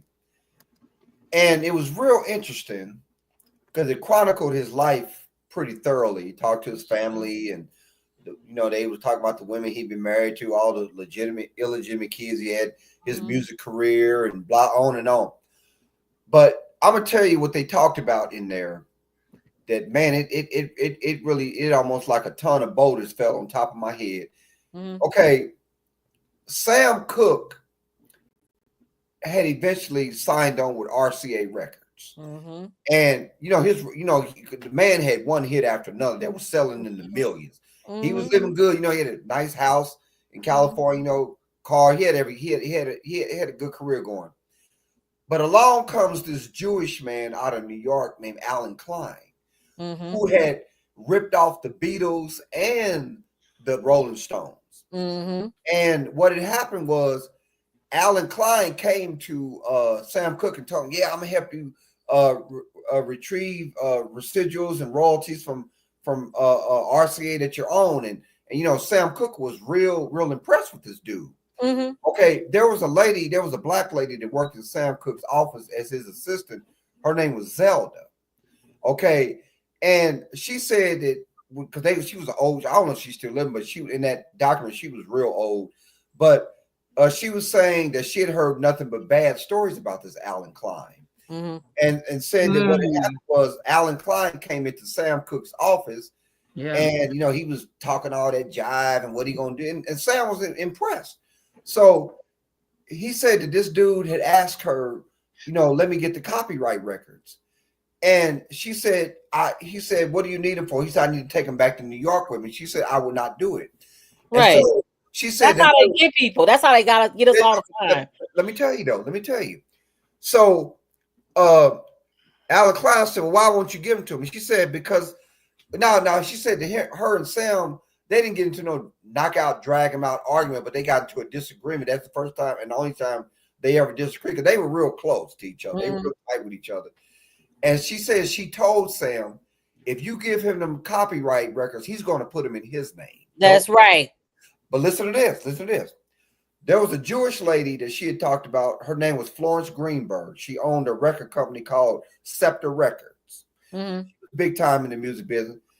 And this Zelda lady that was Sam's assistant said that lady, Florence Greenberg, told Sam, she begged him practically, don't go with this guy. He's a crook. He's slick.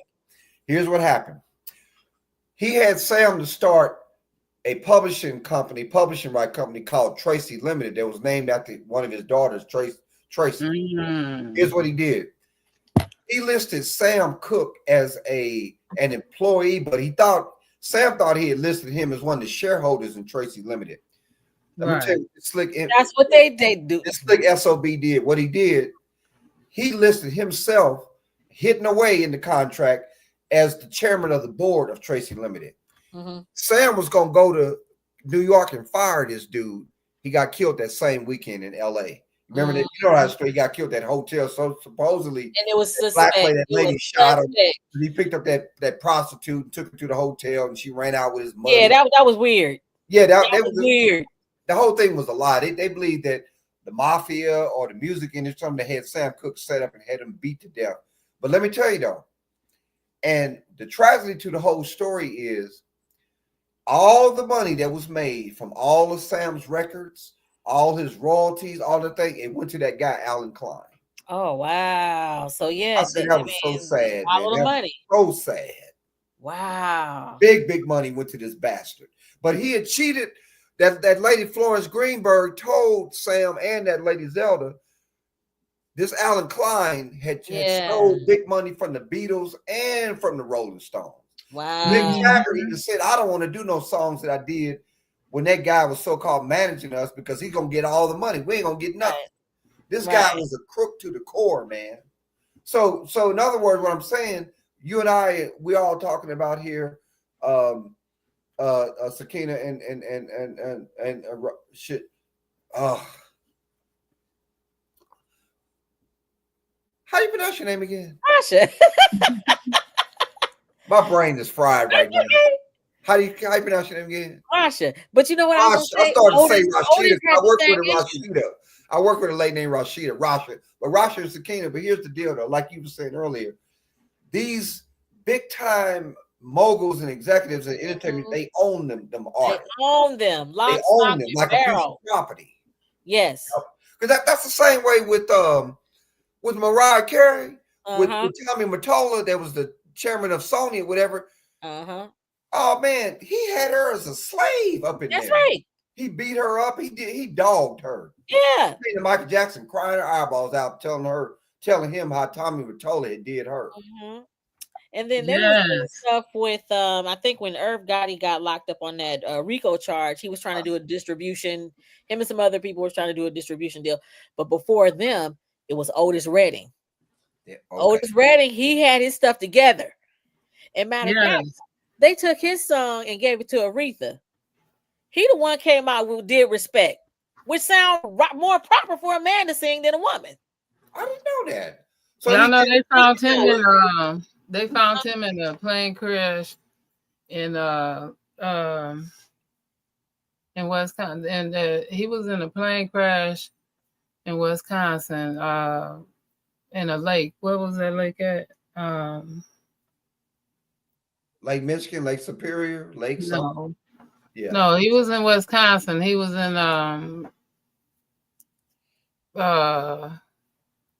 somewhere up in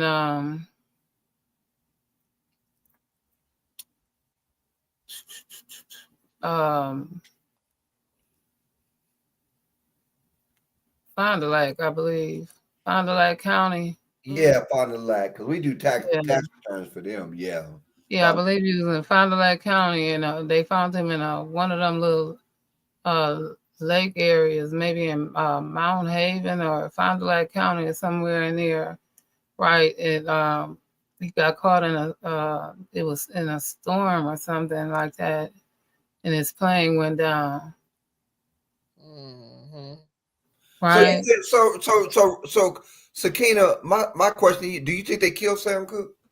Heck yeah, I do. Come on. What were we talking It's about? This is suspect. bad weather, right? Bad weather Mm-hmm. when his plane went down Uh-huh. in Wisconsin. Mm-hmm. This wasn't like mountainous this kind of stuff. You know what I'm saying? Patsy Cline. We could talk about a few people that died for this kind of stuff during this time, right? And so Otis Redding, Sam Cooke. I think Sam Cooke was about to sign. Lake Monona. Okay, there it is. So that's over in that. It's still in that same area. That's suspect too. Right, and because of that where it was in that time of year and the I weather. thought that they found some stuff around his ankles. See, and so Really? when we talk about this kind of stuff and these people, not that I'm trying to mix the cultures or whatever, but what I'm saying is him and Sam Cooke was about to sign on. We know that Bobby Womack and the dirtiness, but we talking about Nell Carter. We talking about they did her wrong too. Right. We talking about how bad Muhammad Ali took that. You see what I'm saying? How close him and Sam Cooke was. You know what I'm saying? We talking about the woman that set him up that didn't say nothing until right before she died. You know, he didn't even know her. And you know how she showed up at the hotel all of a sudden after he had talked to his wife, and you see what I'm saying? That strange thing that happened with Bill Cosby's son. And so it's a lot of things that went on. I think that documentary came out after the other two sub documentaries disappeared on YouTube. You see what I'm saying? And so even though that was a powerful piece, he had a documentary with him and Muhammad Ali that came out before that. You see what I'm saying? So it's a lot of unsaidness to this. But you know what? What they say is what they don't say. That's right. You know, and one thing I found interesting about that documentary I watched was, because they talked to a couple of Sam Cooke's nephews, and one of his nephews was saying that like before they actually got Sam ready for the funeral and did the body and all that, they said that Etta James was in the morgue and she was looking at Sam because her and Sam was cool, and she was looking at his body, and he was saying that Etta told the Cook family, which was his grandmother, grandfather, and other family members, that Sam Cooke's head was almost decapitated completely from his body. Not only that, his hands was crushed. She said because she saw the whole body almost, and she said it was bruises all over his body. But Now look, they his took nephew, pictures. They took pictures of him too. they did. I know they got that one picture of him slumped by that Right. office door in that hotel where the lady said he tried to barge it. But listen to this though. His nephew was saying that there were so many inconsistencies because the black lady, Bertha Franklin, claimed that he was trying to barge into her office looking for that chick that ran off with his pants while he was in the shower, and she shot him 3 times. And his final words was like, "Lady, you shot me." Yeah, that's crazy. And she supposedly had been hitting him with a broom. Because he But was trying like to his let nephew said, how in the hell did, let's say she did, she shot him 3 times supposedly and hit him with a broom. But from what Etta James saw, the head being almost totally decapitated from the body, the hands are crushed and all that. And then while they were viewing the body, they showed a picture of Sam Cooke's mother and father standing at the casket, and that same nephew when he was a younger boy standing at the casket. And he said that his grandmother looked down and was crying. He said, "Look what they've done to my beautiful baby."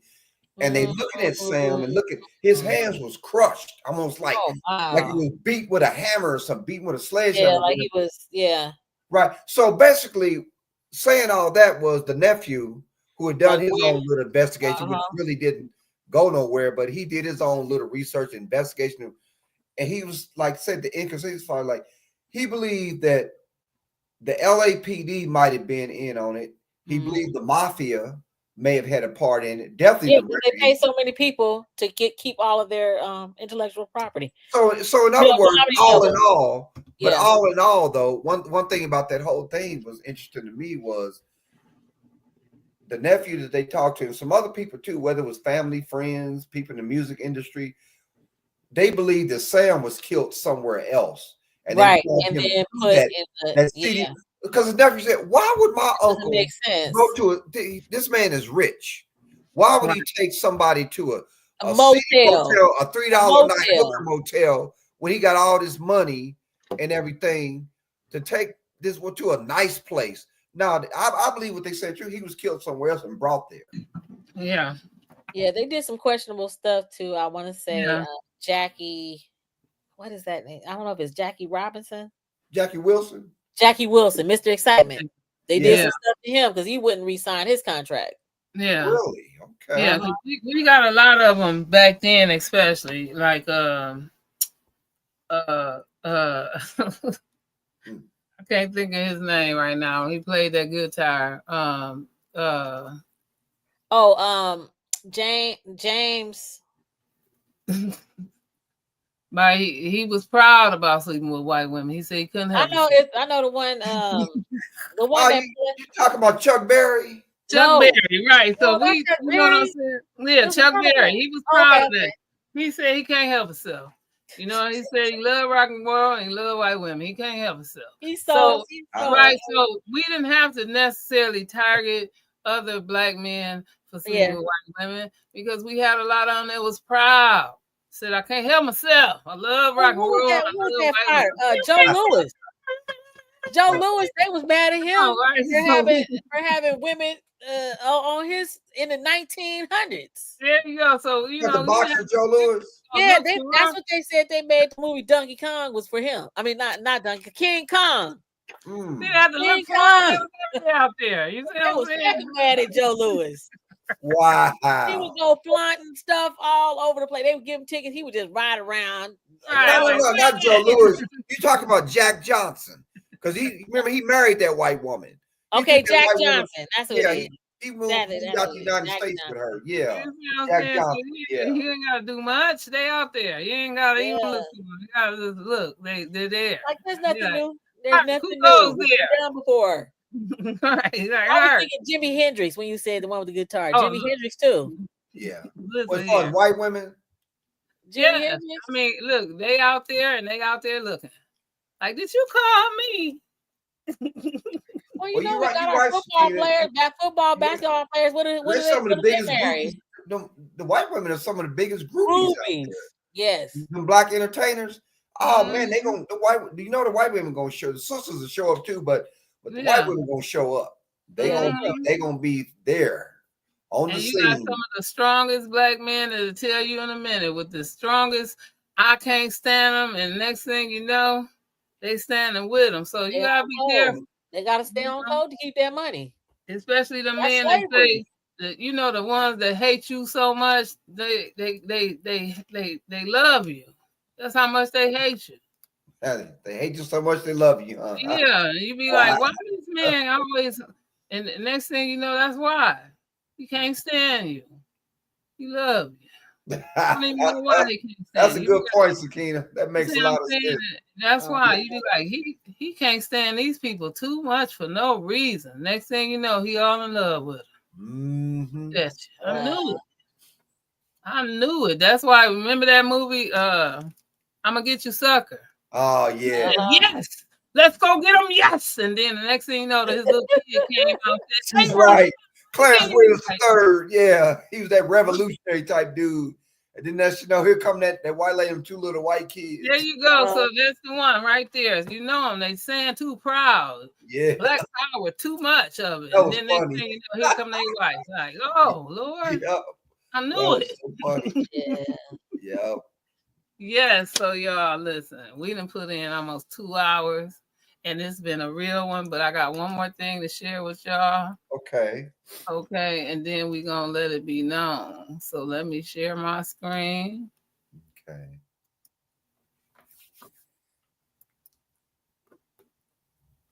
Let me know when it's sharing.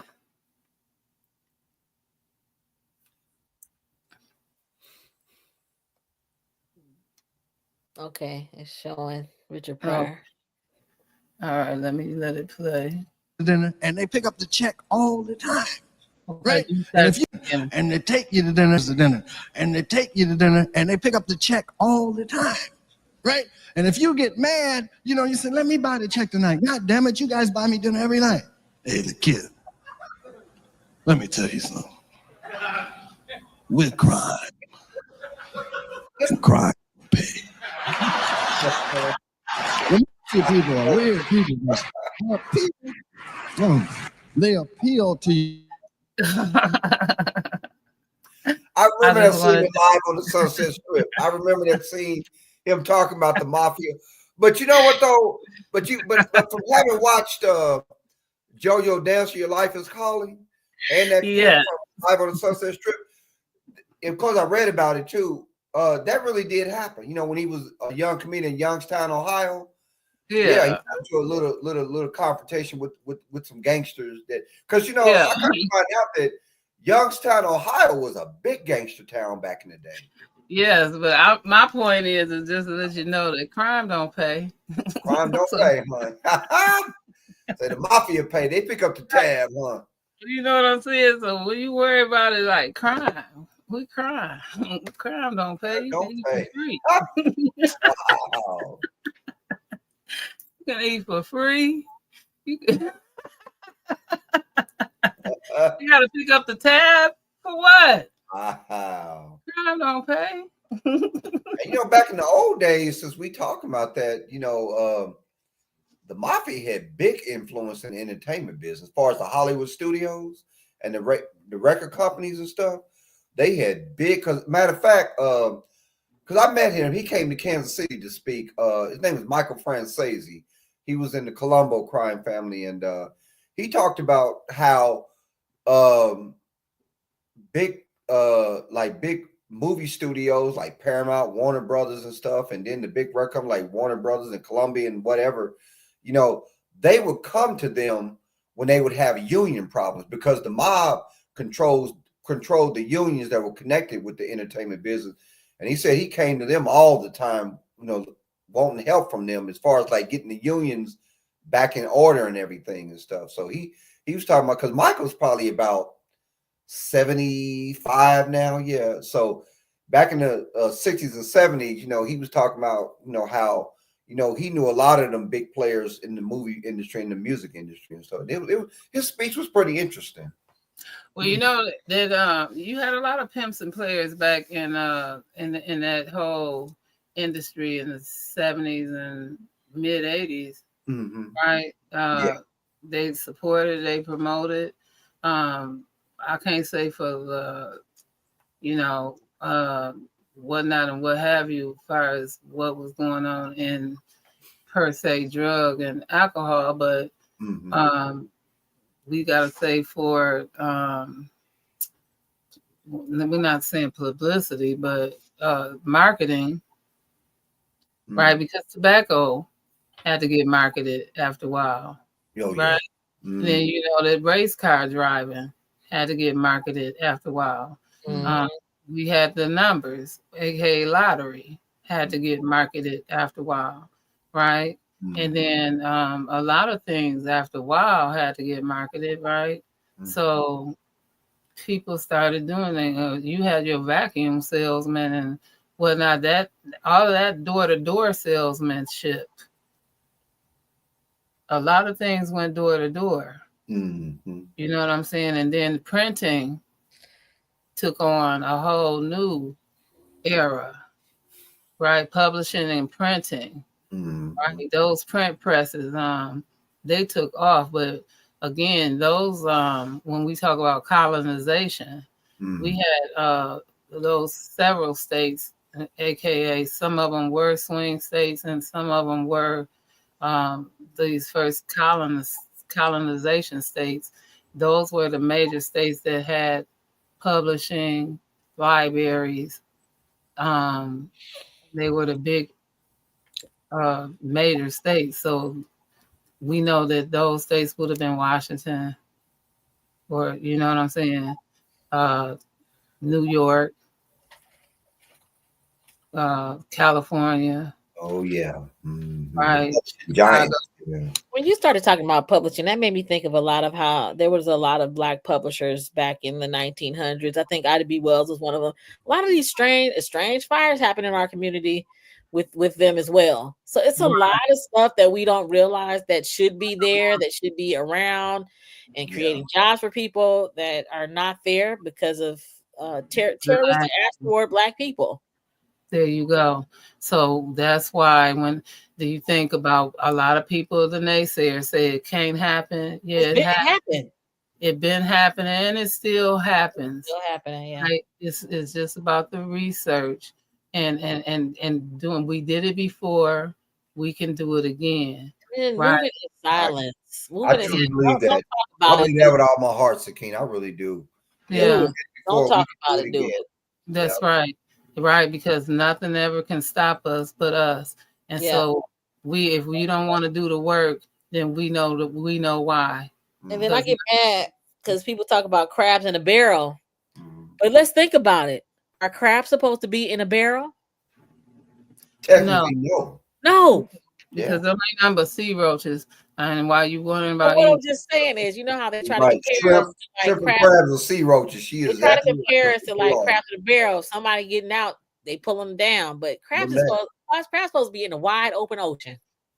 That's what they're supposed to be naturally. Mhm. They're not supposed to be in a barrel. Yeah. come on.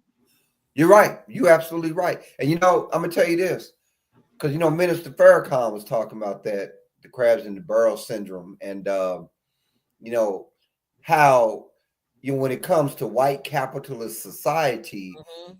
it's like the white man will reach down in that barrel and pull one of the crabs out, dust them off, Mhm. take them to the top, you know, And let say, them this could be you. become successful and do it. But at the same time, he'll let him know that if you get out of your place or get out of line, I will throw you back into the barrel with the other crabs, and you'll be right back where you started. So I thought that was a good point. That was a very good point. And the real question we need to ask ourselves is who put the crabs in the barrel? Yeah, you go in the first place. That's Yes. right. Amen. You're right. Who put the crabs in the barrel in the first place? And it almost makes me think of like the prison system, you know, as far as like Mhm. mass incarceration with us as black people, you know, it's almost like, What do you you do know, with the that's enemies? another concept of crabs in the barrel. You got all What these do you do people with people you don't need? locked up in this hostile environment, because jail is, Right. I've never been, I hope I never go, but jail is a very hostile environment. Terrible.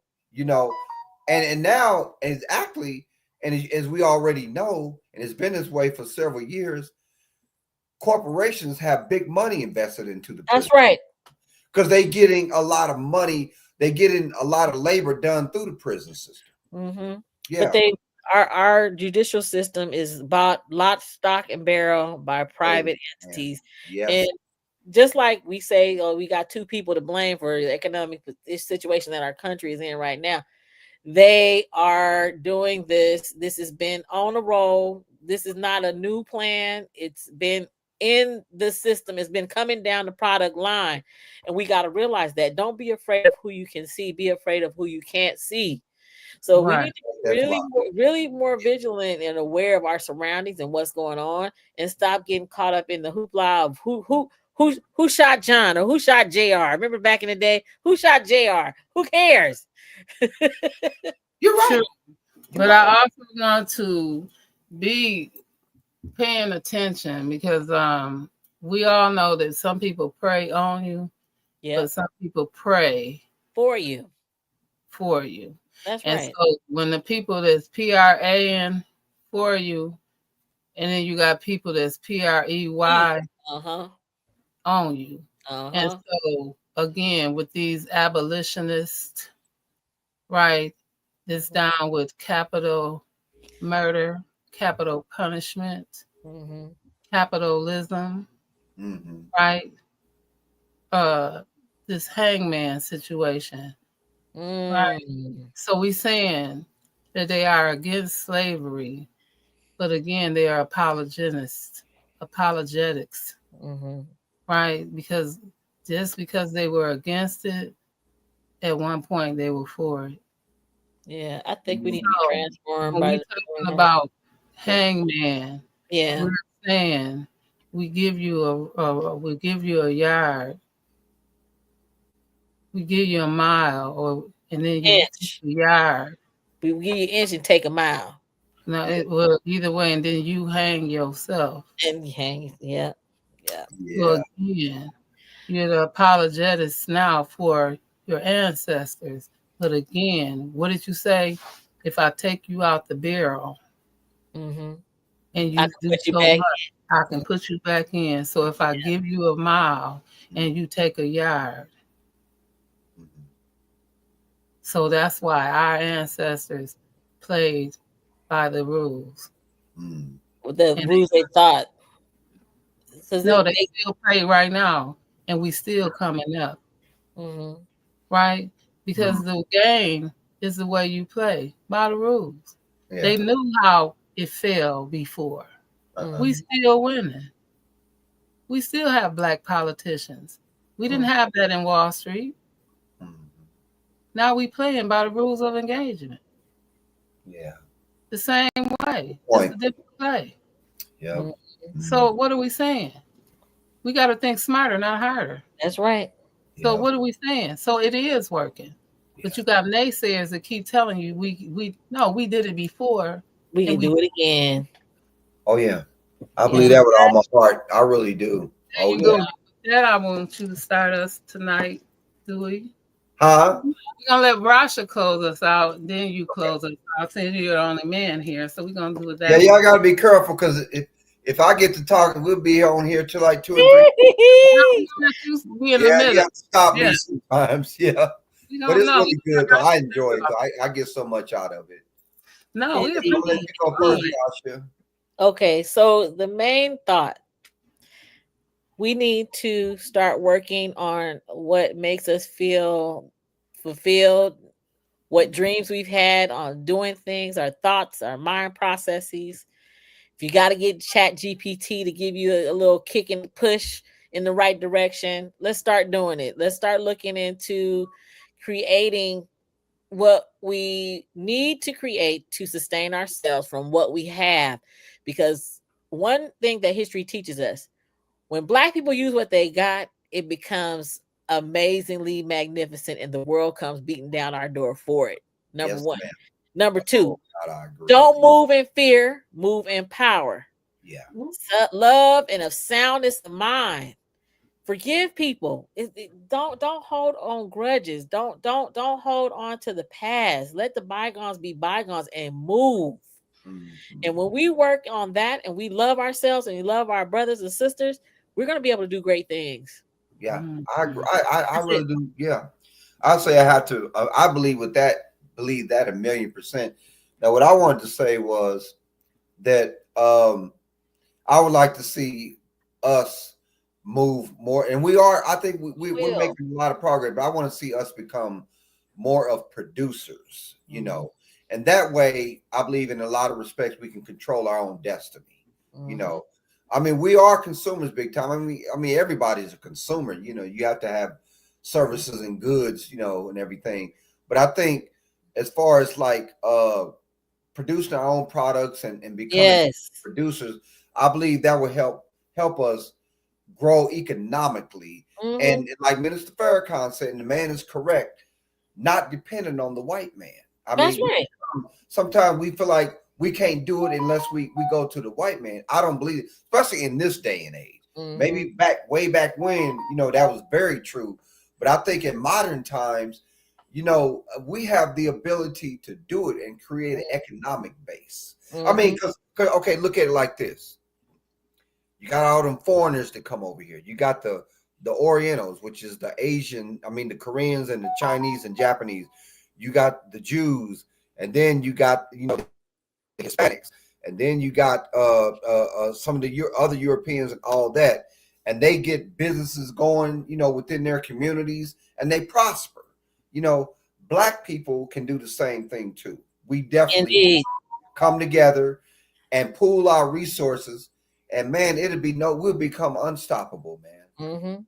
And I do believe that in the future, more and more, we're moving towards it. I truly believe it in my heart. We're moving towards it. There's going to be divine intervention, in my opinion. Mhm. I believe that.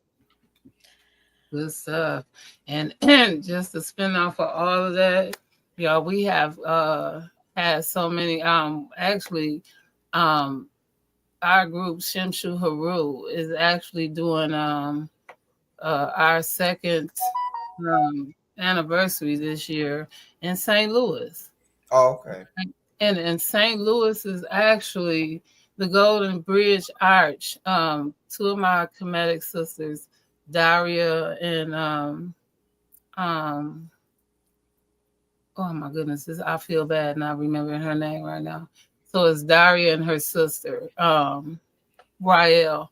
They're holding the tour this year in St. Louis, and the Arches actually has one of the Phoenix on top of it, right? Hmm. And this is you know how a lot of people talk about the Mississippi being connected and Kemet, Egypt is in America and all of this. Hmm. So the arches are actually in favor or inspired by Kemetic Egypt history, Hmm.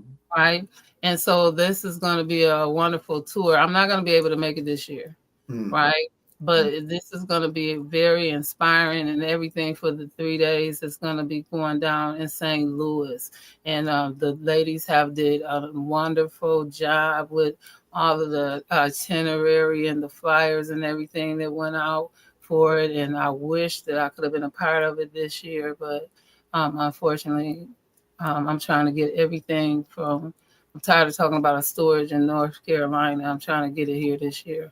So I'm tired of touring and whatnot. So that's my plans for this year for my birthday. I Okay. said, yeah. And Cool. so, right. But listen, this St. Louis thing is major, huge because I've studied and then looked into the old mounds that's in Georgia, buried Yeah, on that's what the I heard. They got mounds. Yeah, got they mounds got that, more pyramids here than they do in Egypt. and then they Are you also have, in the United States? yes, Indeed. also What? have in the Oh, Grand I didn't Canyon. know that. Yes, in the Grand Canyon. Right. Oh, There's a big debate about that I think head. they were like burial grounds or something they got hidden over there Well, that they don't want us to they're not know of. burial grounds. They were actually mounds and temples that the ancestors prior to Indians, they were here before them, and they knew that. And so that's, you see what I'm saying?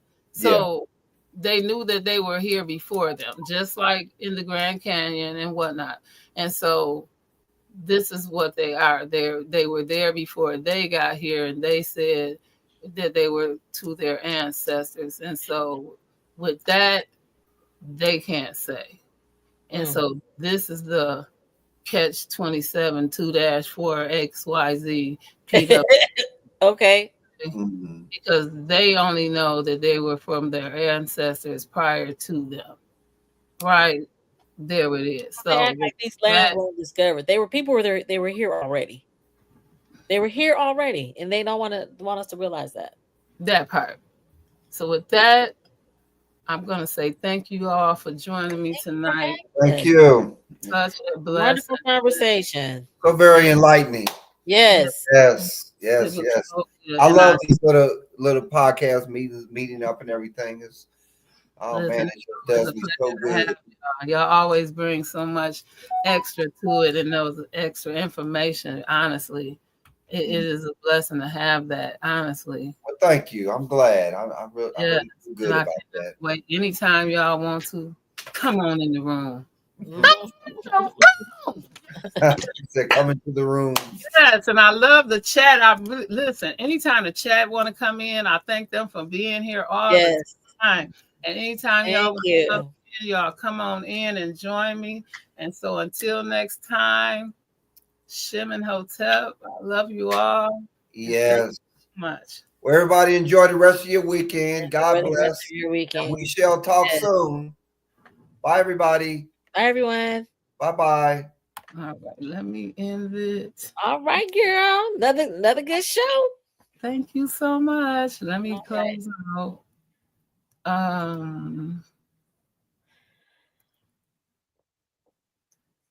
me see how I close out.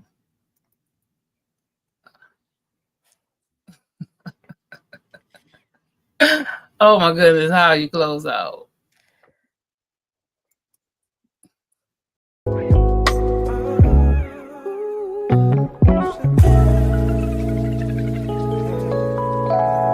She got style.